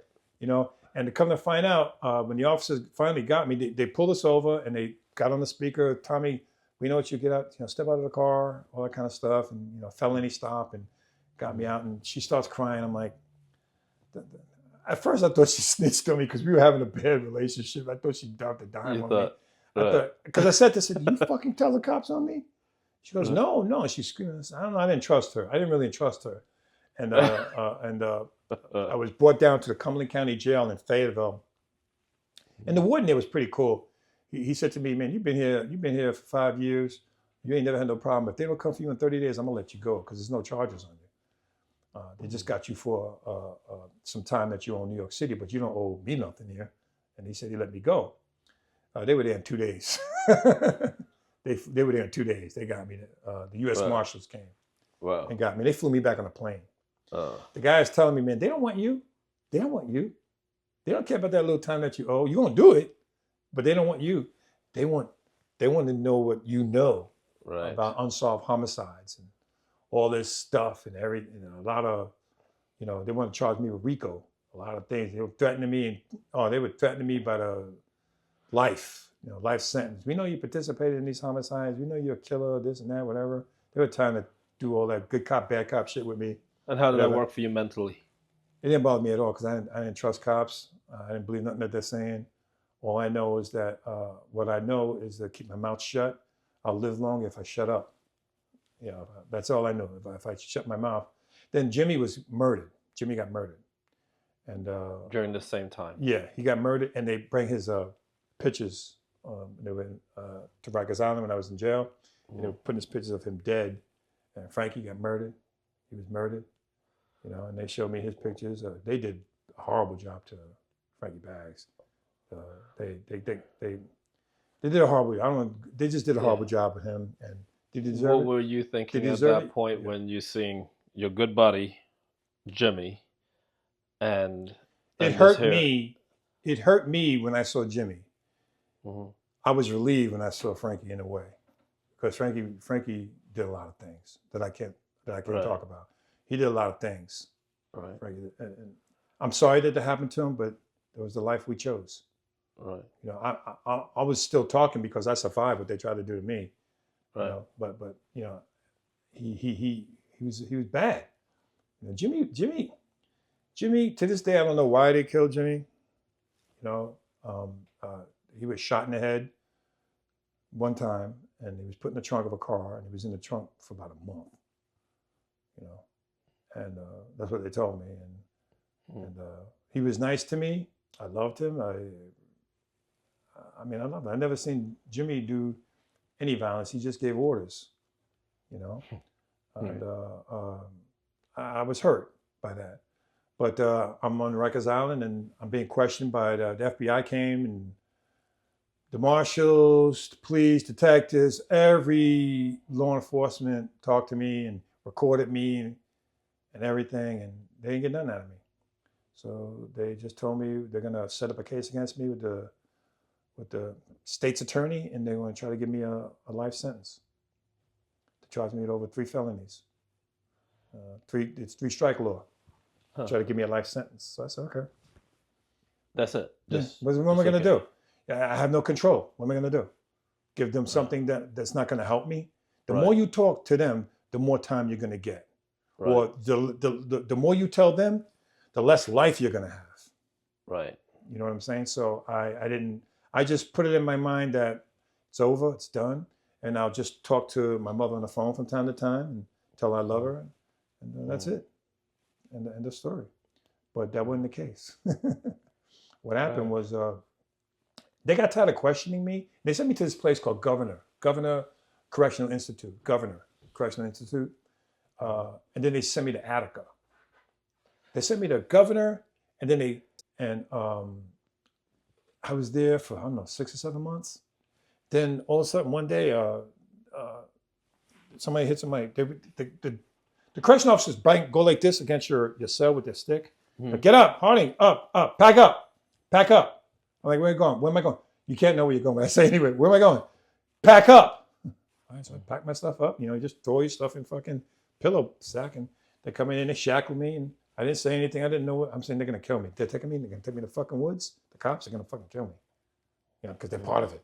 I mean, I thought everybody was part of it. I thought everybody was part of it. They're gonna kill me. And I get on the bus, and I'm the only one on the fucking bus. There was no other inmates on the bus. I'm like, this is it. I said, I'm thinking of what can I do? I could bite somebody or something because I can't do nothing else. What am I gonna do? They're gonna shoot me, taking me into the woods. And we were driving through the woods on the highway coming back from New York. It was a long ass ride. After a while, I started feeling, they're not gonna kill me. We're driving 3 fucking hours already. They're not gonna kill me. They're gonna put you Where in they the going? And I started noticing where they were taking me. We got into the city of New York, and they took me to the Brooklyn House of Detention on Atlantic Avenue, and they transferred me in there, the Brooklyn House of Detention.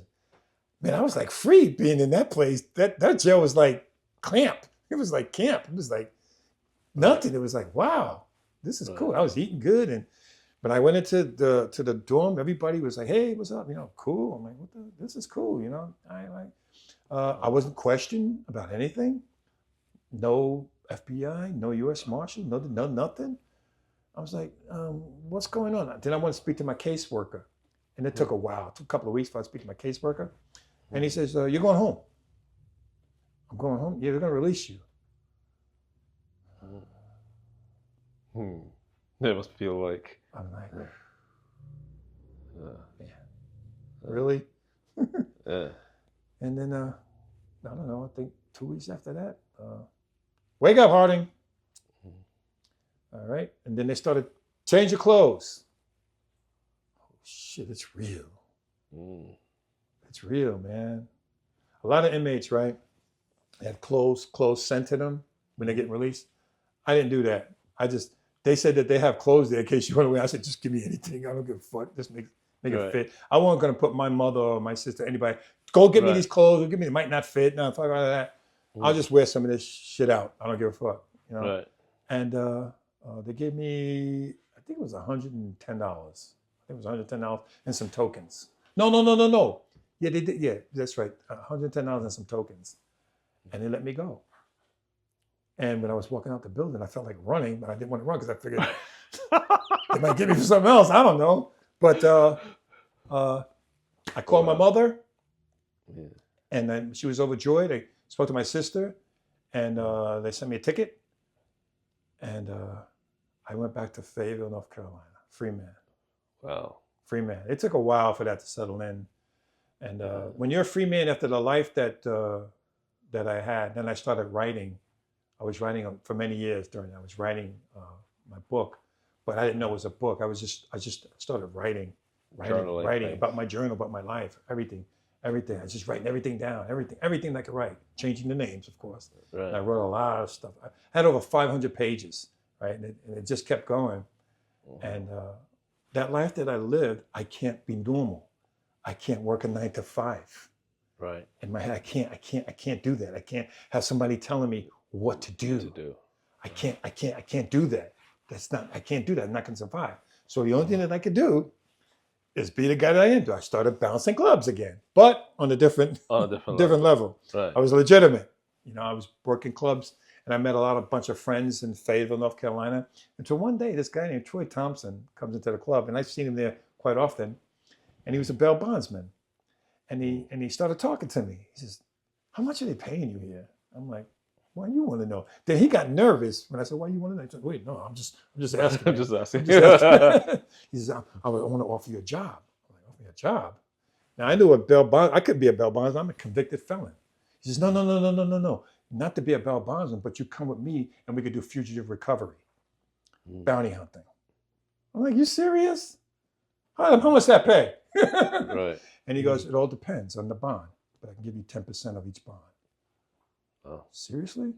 Well, how about if I check it out and see if I like it? Dude, man, I went with him on a case, and this was simple. We were watching. I remember it was my first pickup. I remember we were sitting in a car, and we're waiting for the individual to come home, and he shows me the picture. I know about jackets. I got a lot of jackets on myself. I know jacket is your whole life story and pictures and everything. Yeah, I know what this is. And I was really good with it, right? and I Right. can identify a guy real quick.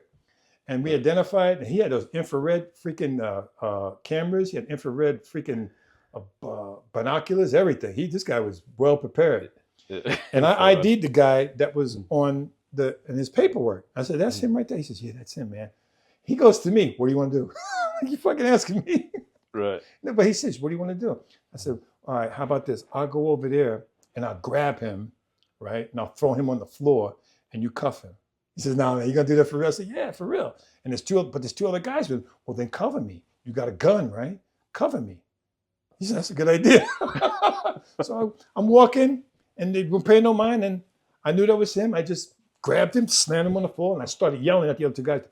When I start yelling, I tell you to back the fuck up. You're gonna back the fuck up. Right. And then Troy was there with his gun. We put the guy in handcuffs, and I said, "That's it." And then I made $2,500. I'm like, "You gotta be kidding me. This is all my money? I feel like I'm robbing you." You know, I feel like I'm robbing you. "You sure this is my money? I could leave?" Right. I made $2,500. And he said, "I'll give you 10% on each bond." I was making a killing. I was making a killing. And then I wanted to get really good at it. I started looking. This is when the internet was starting to pick up. So I looked online, where can I train to become a bail enforcement agent? Right. And I took a class. I flew to New Jersey. Troy paid for it. I flew to New Jersey to take a class for a week on bail enforcement, on tracing people. So I got real good at it. I got so good at that, the insurance company hired me for my own contract, and I had to leave, and I left Troy, and I assembled my own team 2 years later. Wow. And I had my own team, and we were traveling the country. Just So all picking around, up not just no. You gotta understand something. I was chasing individuals that left the state of North Carolina on the bonds here. And if they would go from here to Florida, I go to Florida to get you. If you come here to Atlanta, I go to Atlanta, I bring you back to North Carolina. You feel me? So wherever you went, I come get you. They pay for my hotel, my flight, my rental car, every damn thing. I was like, damn, if I don't catch him, I'm on vacation a lot. Right. Because if I don't catch him, they still got to pay. But they're only going to pay you that if they knew that your percentage rate is good, that you catch individuals. Right. You follow? Because they were paying my way everywhere. So explain something for someone that doesn't understand that space so well, right? This is private citizens. They're trained. There's like a licensing involved or anything with All right, that? I'm going to explain that to you. Bail enforcement is the legal term that the state of North Carolina recognizes. The state of North Carolina does not recognize bounty hunters. That's just the way we describe the job. Now, you have bail bondsmen and you have bounty hunters. They are not the same thing. Okay, the bail bondsmen is the ones that place the bond on you, and the bounty hunters are the ones that generally go after you. Some bail bondsmen will want to go after the skip themselves, but they're not really trained like bounty hunters really are. Like, that's all I do is chase people down. And you got to be honestly, you got to be a badass motherfucker. That's the bottom line. If you ain't a badass motherfucker, ain't nobody gonna let you take them into jail. Okay. Now, a lot of bail bondsmen could be older women or older men. They're not. They have their own fugitive recovery teams. I developed my own fugitive recovery team. In other words, you got to have a runner. I'm 270 pounds. I ain't running nowhere. I'm the front door guy. I'm the guy that kicks the front door in and runs in and starts yelling at people to get down. That's my job. Number two is the runners. You have a runner on each side of the house. These are the smaller guys that can actually run after you and take you down. They're trained really well. Don't take their size for sure, because they know what they're doing, okay? And you have a backdoor guy to watch the back door. He's in the radio command with all of us. And he's standing outside watching everything for everybody to get home safe. That's the main thing, for everyone to get back safe. Now, a lot of people think when you go to jail and you look at across the street and you see that sign, bail bonds, that the bail bondsman is the one that reaches in his pocket and pays your bond. That is not how it works. The bail bondsmen in the state of North Carolina are called surety agents. They work for an insurance company. The insurance company is the one that places the bond on you.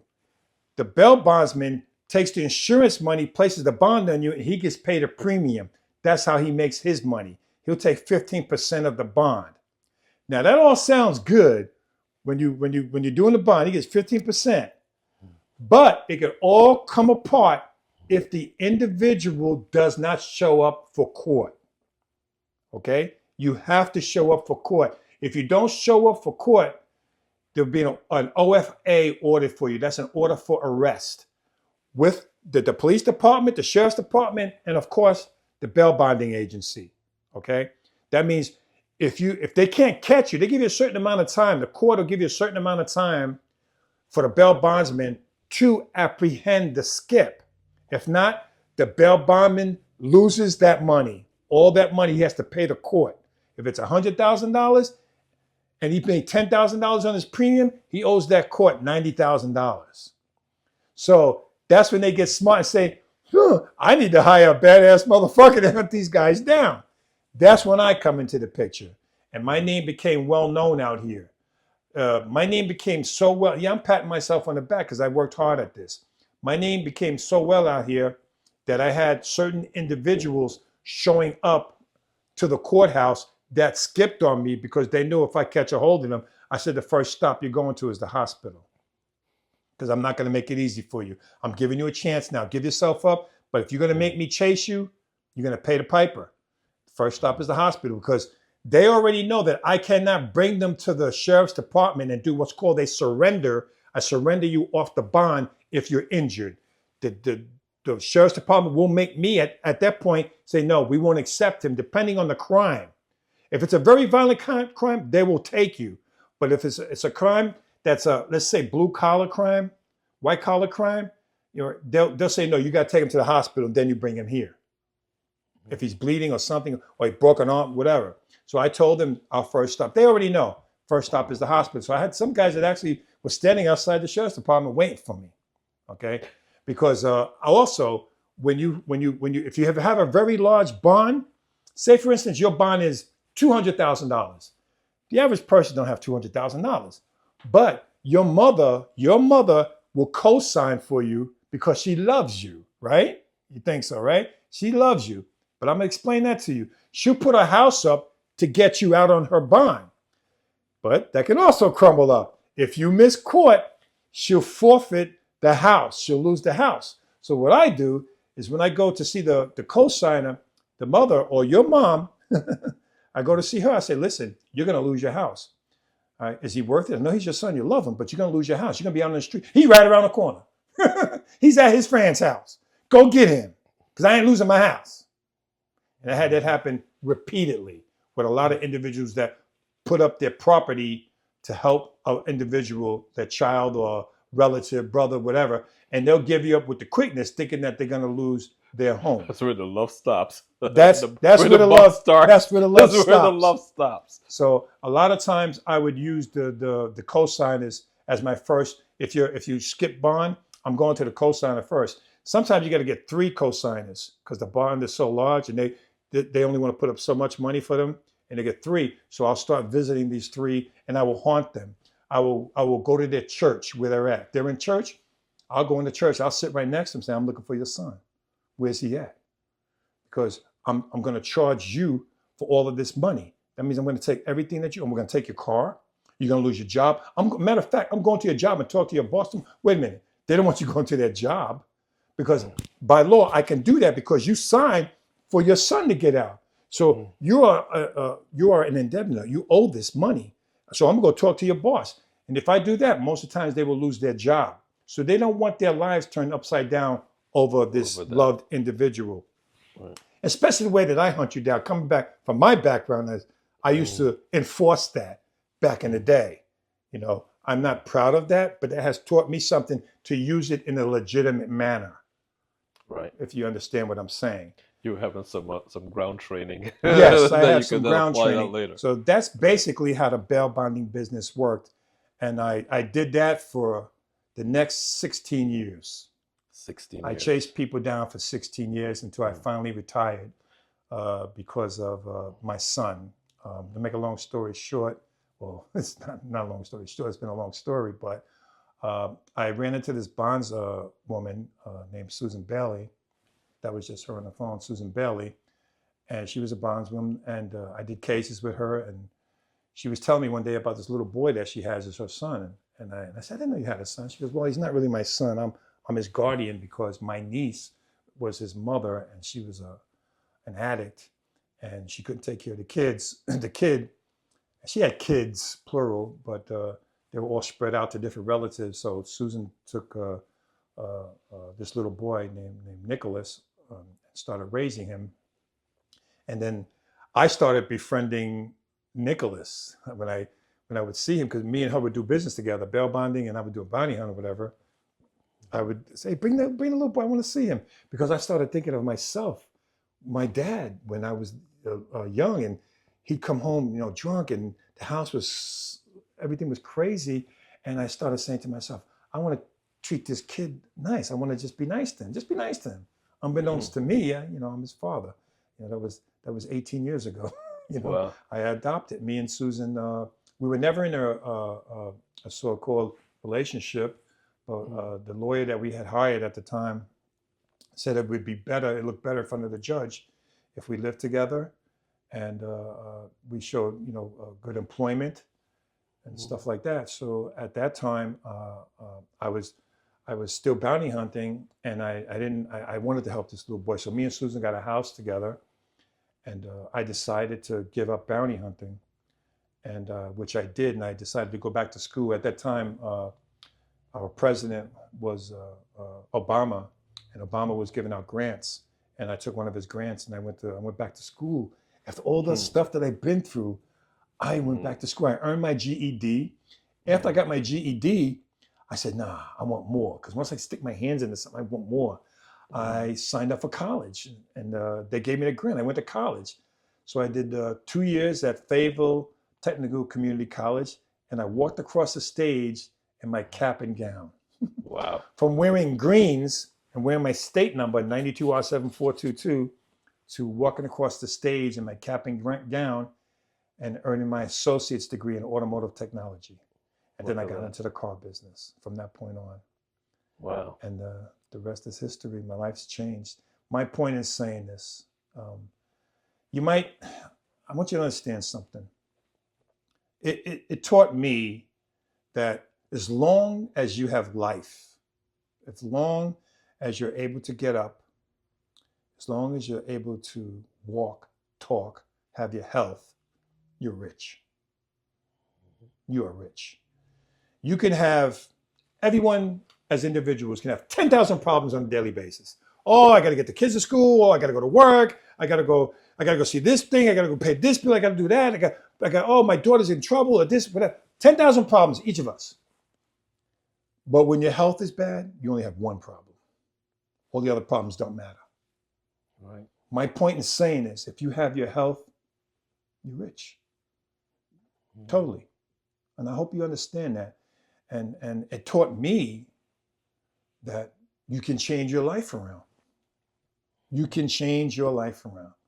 There's no if, and, or buts about it. One of the things that I noticed, especially about in the Black communities, a mayor here, Mayor Johnny Dawkins here in Cumberland County, got a hold of my book, and he read it, and he wanted to make contact with me, and he did. Got in contact with me through an email, through his office, and I said, "Oh wow, look at me! The mayor wants to talk to me," and they made an appointment for me to come down to City Hall, and I said, "Wow, this is big. This is great." And I went to go meet him, and he was the nicest guy. And he was amazed at my story. And I said, "What can I do for you, Mayor?" He said, "Well, Tommy, we have a problem with the youth in Cumberland County, gang members and killings and shootings and stuff like that. Our police officers can't go into neighborhoods and talk to them. They're not going to listen to the police department. But a guy like you, they might listen to a guy like you because of your story. I read your story, Tommy. This is what he's telling me. So that's making me think, oh wow, I got a platform that I can actually help people. I didn't think of that at that time. I said, wow, count me in. You not a problem. Count me in. I want to help. So he asked me to come talk to the city council. He wanted everybody in the city council to listen to me. So that's when everyone gets a chance to go up there and talk at the podium, whatever. And I went there and I said my spiel, and I wanted them to know that I want to help not only the Black community, I want to help the white community, the Asian community, any brown community. It doesn't matter who you are. But let's face it, who's filling our jails? Who's really filling our jails? People of color. So I went and I spoke to crowds of young people that were like Tommy. Remember Tommy back in the day? Remember that guy Tommy running the streets, doing drugs, being a criminal? There's a lot of them out there. A lot of them. There's a lot of Tommies out there. And I went and I spoke to them. And I had these guys, oh my gosh, I gave them my number, calling me, texting me, asking me little things, anything. They were asking me things as much as, should I wear this shirt color? I'm not into fashion, but they were asking me. They just wanted somebody to talk to, and they respected me. So they wanted my approval on certain things. I wanted to let them know education is number one. Education, knowledge is the number one thing that people should have. Because if you're not educated about something, that means you don't know nothing about it. You got to educate yourself. And it started taking off for me. Then I was asked to speak at a church. And I'll never forget one day. I'll never forget this. And I had told you about this. I was speaking at this church, and I kept noticing this one little girl in the back. She must have been about 13, 14 years old. She kept looking at me. And she stood away from the crowd of people, young people wanting to talk to me. And at that point, I was talking to them about what happened to me that night. I don't want these things to happen to you. I'm telling them, I don't want these things. I don't want you to get shot. I don't want you to get stabbed. I don't want you to get run over by a car. I don't want none of those things to happen to you. I don't want you to get on drugs. I don't want you to go to jail. I don't want you to go to cemetery. None of that stuff. This is what I don't want. And I was telling them the story about when I was stabbed that evening, and a car ran me over, and I had the surgery in the hospital. I was telling that story. Then after all of that was over with, and I took some pictures with some of the kids, and I bought them all pizza, and we were just having a blast. I still noticed that little girl. And I asked her to come talk to me, and I said, "Is she afraid of me?" She wasn't afraid. She came over to talk to me, and I said, "How you doing? What's your name, honey?" She told me her name, and then she goes, "I gotta ask you a question. Can I ask you a question, Mr. Tommy?" I said, "Honey, you can ask me anything you want." She says to me, "Did it hurt you when you were ran over by that car?" For a second, I had to think. I said, "I gotta come back with the right answer. I don't want to hurt her even if I tell her the truth about something. I don't want it to hurt her," because I wasn't sure what she was asking. Right? She said, "Did it hurt you when you were run over by that car?" So I said, "Why are you asking me that?" She goes, "Well, last year, my little brother was playing in the street, and he got hit by a car and he was killed. And I wanted to know if he felt pain and did he suffer." When she told me that, everything in my body started tingling. Oh my God, how can I help her? So I just turned to her and I put my arm around her and I said, "I didn't feel anything. Didn't hurt. Not one bit. And I know your brother didn't feel nothing that day. Not a thing. He didn't feel no pain because I didn't feel any pain." She started to cry a little bit and I hugged her. And when I walked away after that, I said to myself, God gave me those answers. God gave me something here to help other people. And that's my redemption. That's what I want to do. Share my story and let people know that you can come back. A lot of things, but especially in the African American community, A lot of individuals are staying in a life of crime because I spoke to a bunch of them and it was almost the same answer. Well, I'm a convicted felon. I can't get a job. I can't do nothing. So I got to stay in this game. That's bullshit. That's bullshit. You don't have to stay in that game, but a lot of them don't have that education to understand that they don't have to keep doing what they're doing. There are other opportunities out there. You don't have to work for somebody. You can work for yourself. You can have your own business. You can run it legitimately. You don't have to be out there hurting people, killing people, especially people in your family. You just don't have to be doing that. And I've got to a lot of people. And I got a lot of thank yous from a lot of parents. And I got a lot of thank yous from a lot of young people. Now, I'm not out here just telling this for young people. I'm telling this for everybody. Everybody has the opportunity in their life, as long as they have life, not to end up in that cemetery too early and not to end up in jail. You could do that. You know why? Because I did. I did. I did it. The Tommy Harding story. I did it. Perfect example. And you can too. Not only did I write my memoirs, but I also decided I wanted to go further. So I wrote children's books. I wrote children's books as well. Yes, I did. I wanted to give back because I needed to. I needed to do this.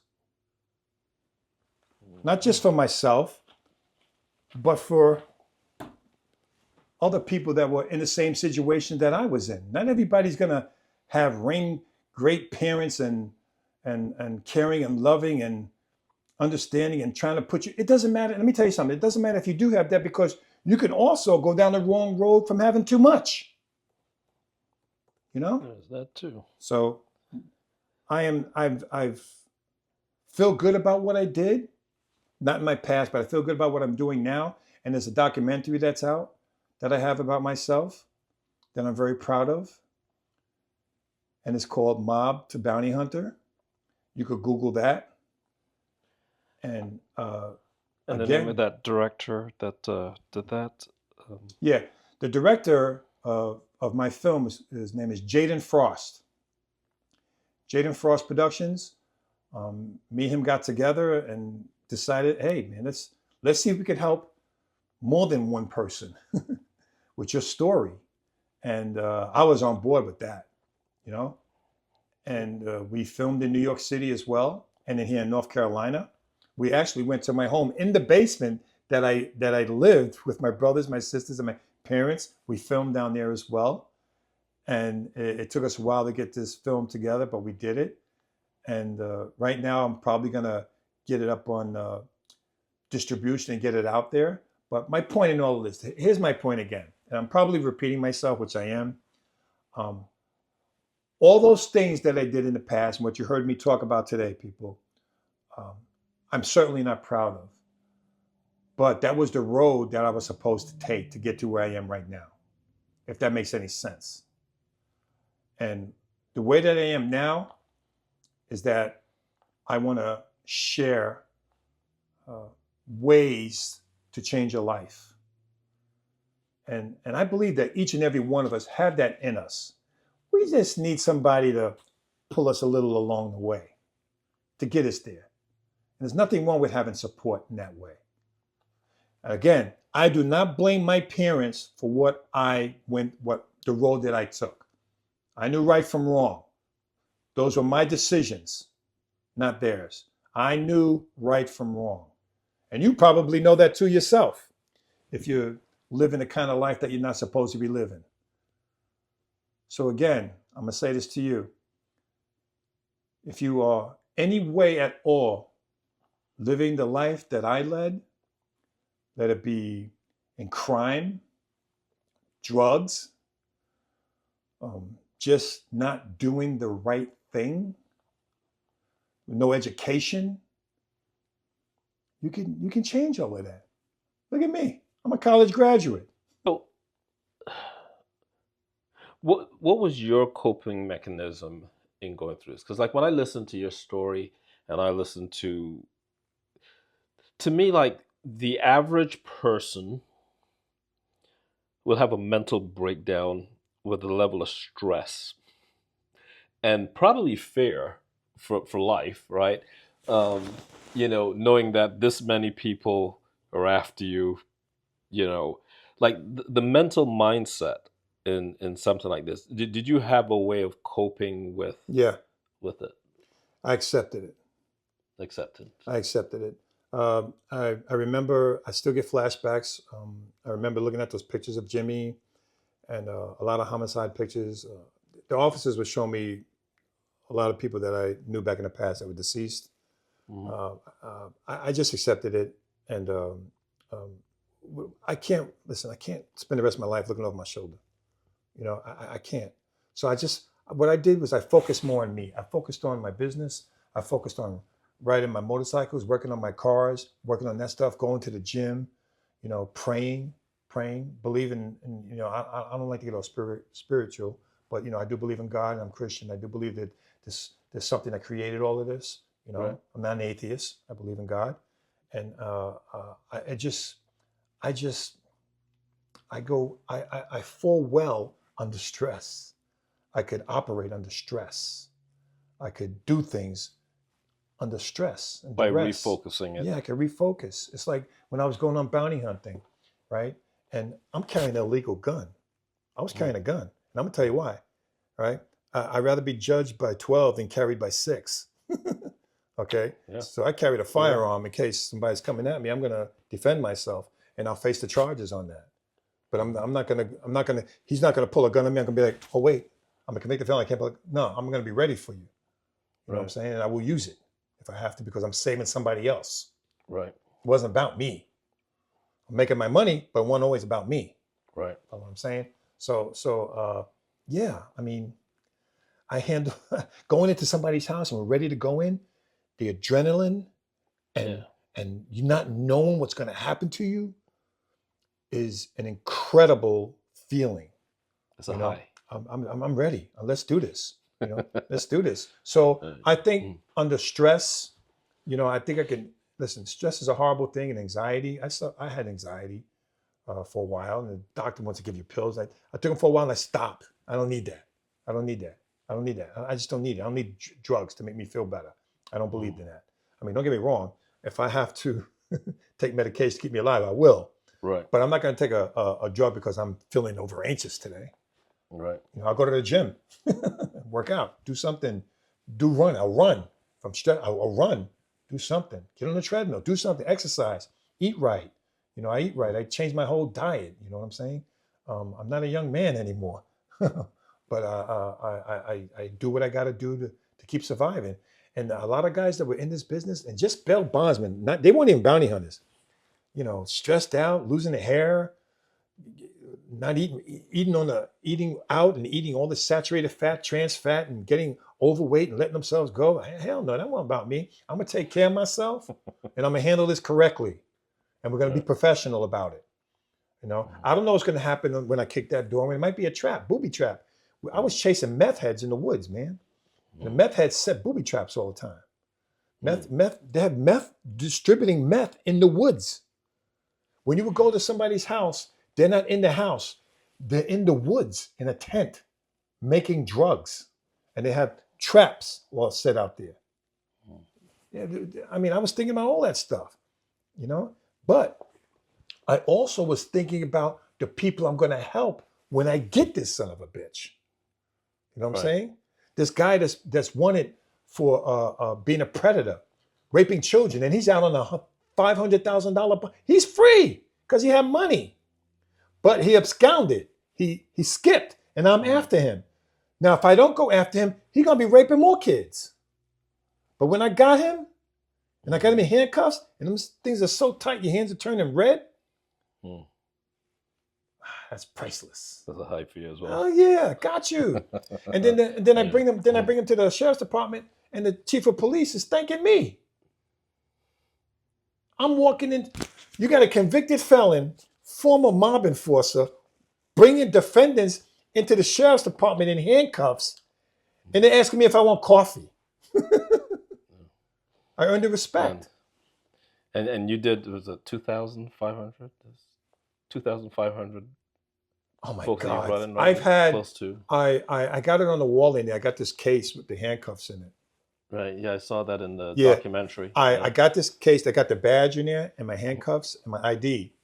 And those handcuffs were the only handcuffs that I used for 16 years.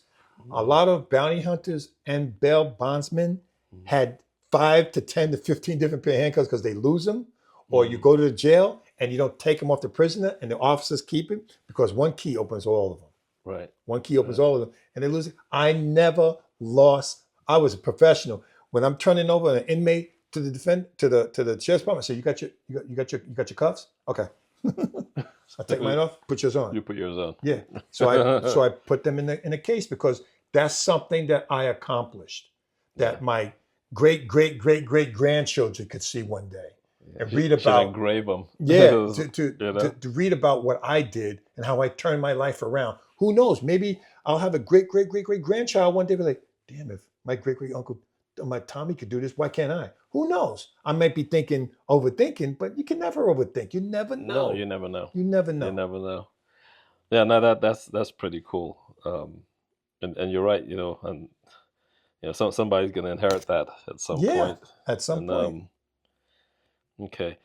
We're talking about personal growth, and you talk about turning your life around, going to college, and doing things.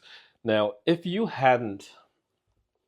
life had turned out a little bit different for you, was there any other ambition that you had in life that you're like, I wanted to be, I don't know, a ship captain or something? Was there an ambition that you think at some early point in your life you wanted to pursue but just didn't have the opportunity?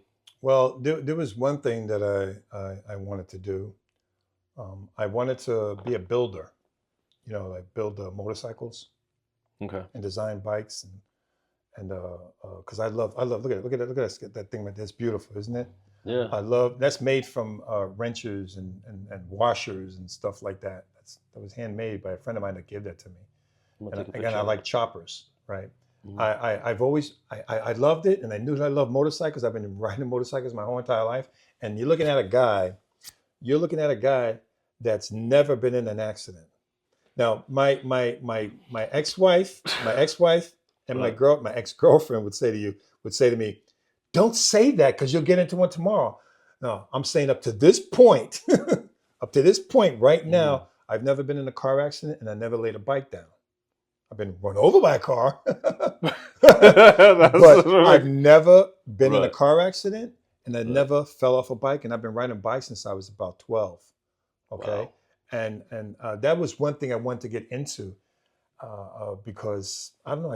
When a bike goes by, I know bikes and I love it. And that's about the only thing I can honestly say that I wanted to do. But at this time now, speaking with you and knowing you for the last couple of years, and meeting Doris and David and meeting people in this circle of films, I want to do films. I want to make films. I want to make films. Stories. It's not too late. No, it's not. It's not too late. I'm just, and I want to write more books. I want to write more books. I want to write a novel. I got a novel already that I'm going to write, and I've done the children's books. And I'm going to do more. Those are for children 3 to 5 years old, and I'm going to make books for teenagers. I'm doing my research, and me and my son, we're going to do that together. And I want to do my own novel. No matter the bottom line to that is you could do. I'm not too old to try different things. This is what I love about life,